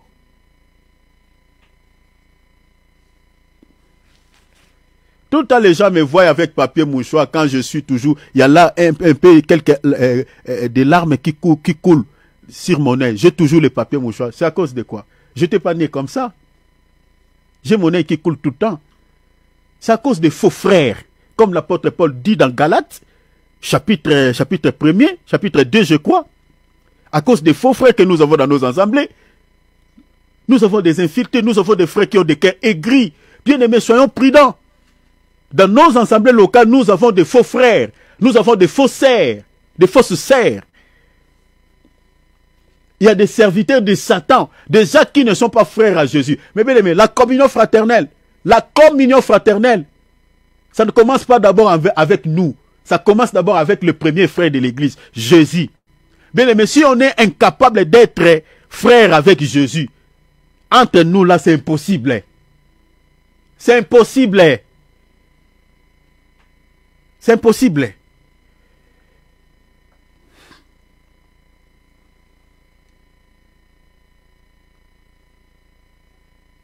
Celui qui fait la volonté de Dieu, c'est celui qui ne vit pas selon le monde et sa convoitise. La Bible dit, le monde passe et sa convoitise. Ça, c'est dans le verset 17. Mais celui qui fait la volonté de Dieu demeure éternellement.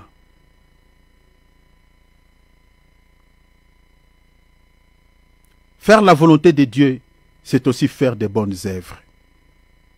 Des bonnes œuvres, des bonnes actions. Quand on fait des bonnes œuvres, on fait la volonté de Dieu. Hébreux 13, 21. Que Dieu vous rende capable de toute bonne œuvre. Pour faire quoi? Sa volonté. Vous avez vu ça, hein? Il y a des chrétiens qui ne sont pas dans les bonnes œuvres. Hein? Les œuvres caritatives. Il y a des chrétiens qui ne sont pas dans les bonnes œuvres. Il y a des chrétiens qui ont des moyens, mais qui ne veulent pas aider les autres bien-aimés qui sont dans la détresse. Bien-aimé, là tu es hors la volonté de Dieu. Et tu n'as jamais été frère du Seigneur. Vous voyez ce que c'est la volonté de Dieu. Parce que quand on dit, Seigneur, aidez-moi à faire ta volonté. C'est ça, faire la volonté de Dieu, c'est ça. Tu as été béni. Tu as des moyens. Mais tu vois tes bien-aimés qui sont dans la détresse. Est-ce que tu ne peux pas récupérer une portion? Tu partages avec les autres qui sont dans la détresse, qui sont dans la galère. Bien-aimé, si on ne fait pas de bonnes œuvres, mais bien-aimé, on est mal barré. Oh. On est mal barré. On n'a jamais été frère du Seigneur. Hébreux 13, 21. Que Dieu vous rend capable de toute bonne œuvre. Pour faire quoi? Sa volonté. En agissant en nous, ce qui lui est agréable par Jésus-Christ, à qui soit la gloire au siècle des siècles. Amen. Les bonnes œuvres.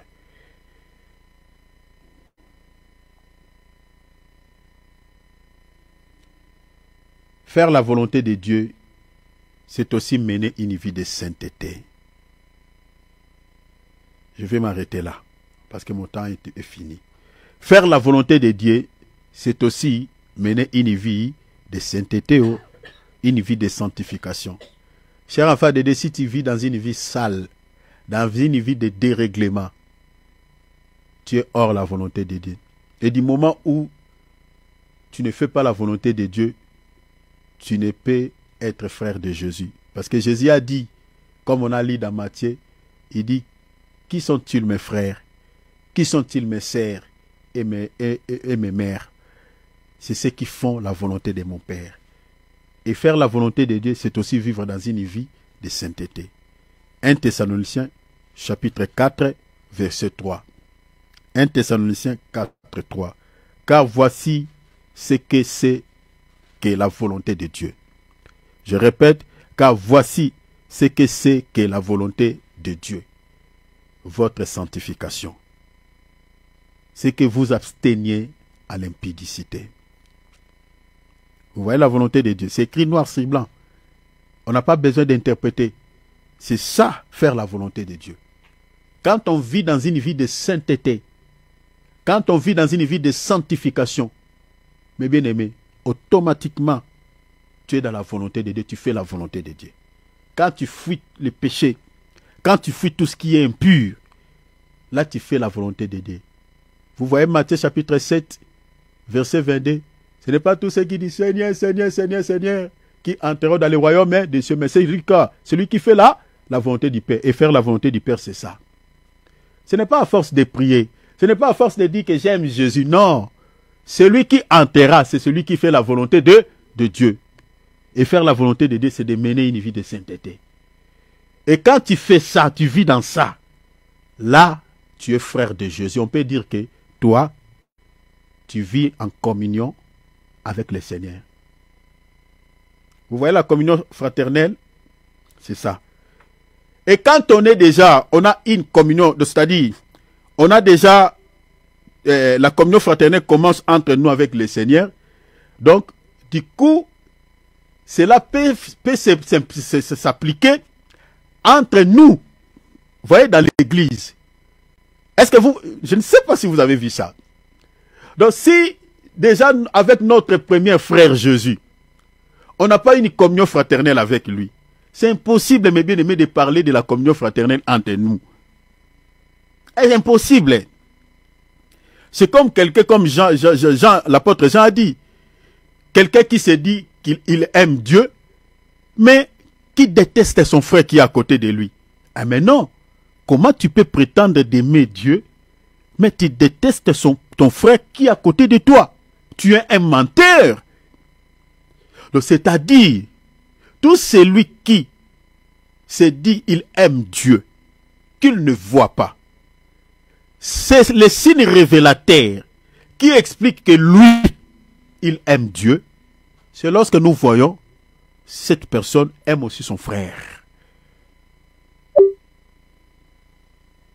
C'est à ce moment-là, nous allons dire qu'il aime le Seigneur. C'est pareil avec ça. La communion fraternelle exprime ces deux éléments que j'ai cités, l'unité de la foi et l'amour fraternel. Et cela commence d'abord avec le Seigneur. Et on est frère avec le Seigneur si on fait sa volonté par rapport à tous ces versets que je nous ai dit. Donc, je réitère, la communion fraternelle trouve d'abord sa source envers le Seigneur. À travers les repas du Seigneur, ça je toucherai cela, je crois, par la grâce de Dieu, le mercredi, je parlerai du repas du Seigneur. Parce que c'est aussi par rapport au repas du Seigneur. Mais retenez cela, je parlerai de la communion fraternelle qui trouve sa source envers le Seigneur à travers les repas du Seigneur. Je parlerai de cela le mercredi et j'ajouterai d'autres points. Vous voyez déjà, le premier point, il y a beaucoup de choses à dire. Beaucoup de choses. Je crois que je ferai tout, je ne sais pas, mais que le Seigneur nous fasse grâce, je ferai tout pour que nous puissions finir cela cette semaine. Nous allons prier. Ouvrons nos micros, nous allons demander la grâce de Dieu. Ouvrons nos micros, demande l'aide de Dieu. Je ne sais pas la manière dont le Seigneur t'a parlé. Je sais que le Seigneur t'a parlé. Et tu as compris ce que le Seigneur t'a dit. Alors, prie le Seigneur, demande à Dieu que le Seigneur soit ton frère. Le Seigneur soit ton frère. Parce qu'il est notre premier frère. Et on est frère avec le Seigneur si on respecte tout ce que nous venons de dire. Demande à Dieu qu'il t'aide à faire sa volonté. Que tu mènes une vie de sainteté. Que tu marches dans une vie qui l'honore. Que tu t'inquiètes toujours pour le salut éternel, le salut de ton âme. Que tu fasses le bien. Même quand tu fais du mal, fais toujours le bien. Que tu puisses être quelqu'un qui fait de bonnes œuvres. Quand on est dans tout ça, on est frère avec le Seigneur. Et quand il viendra chercher ses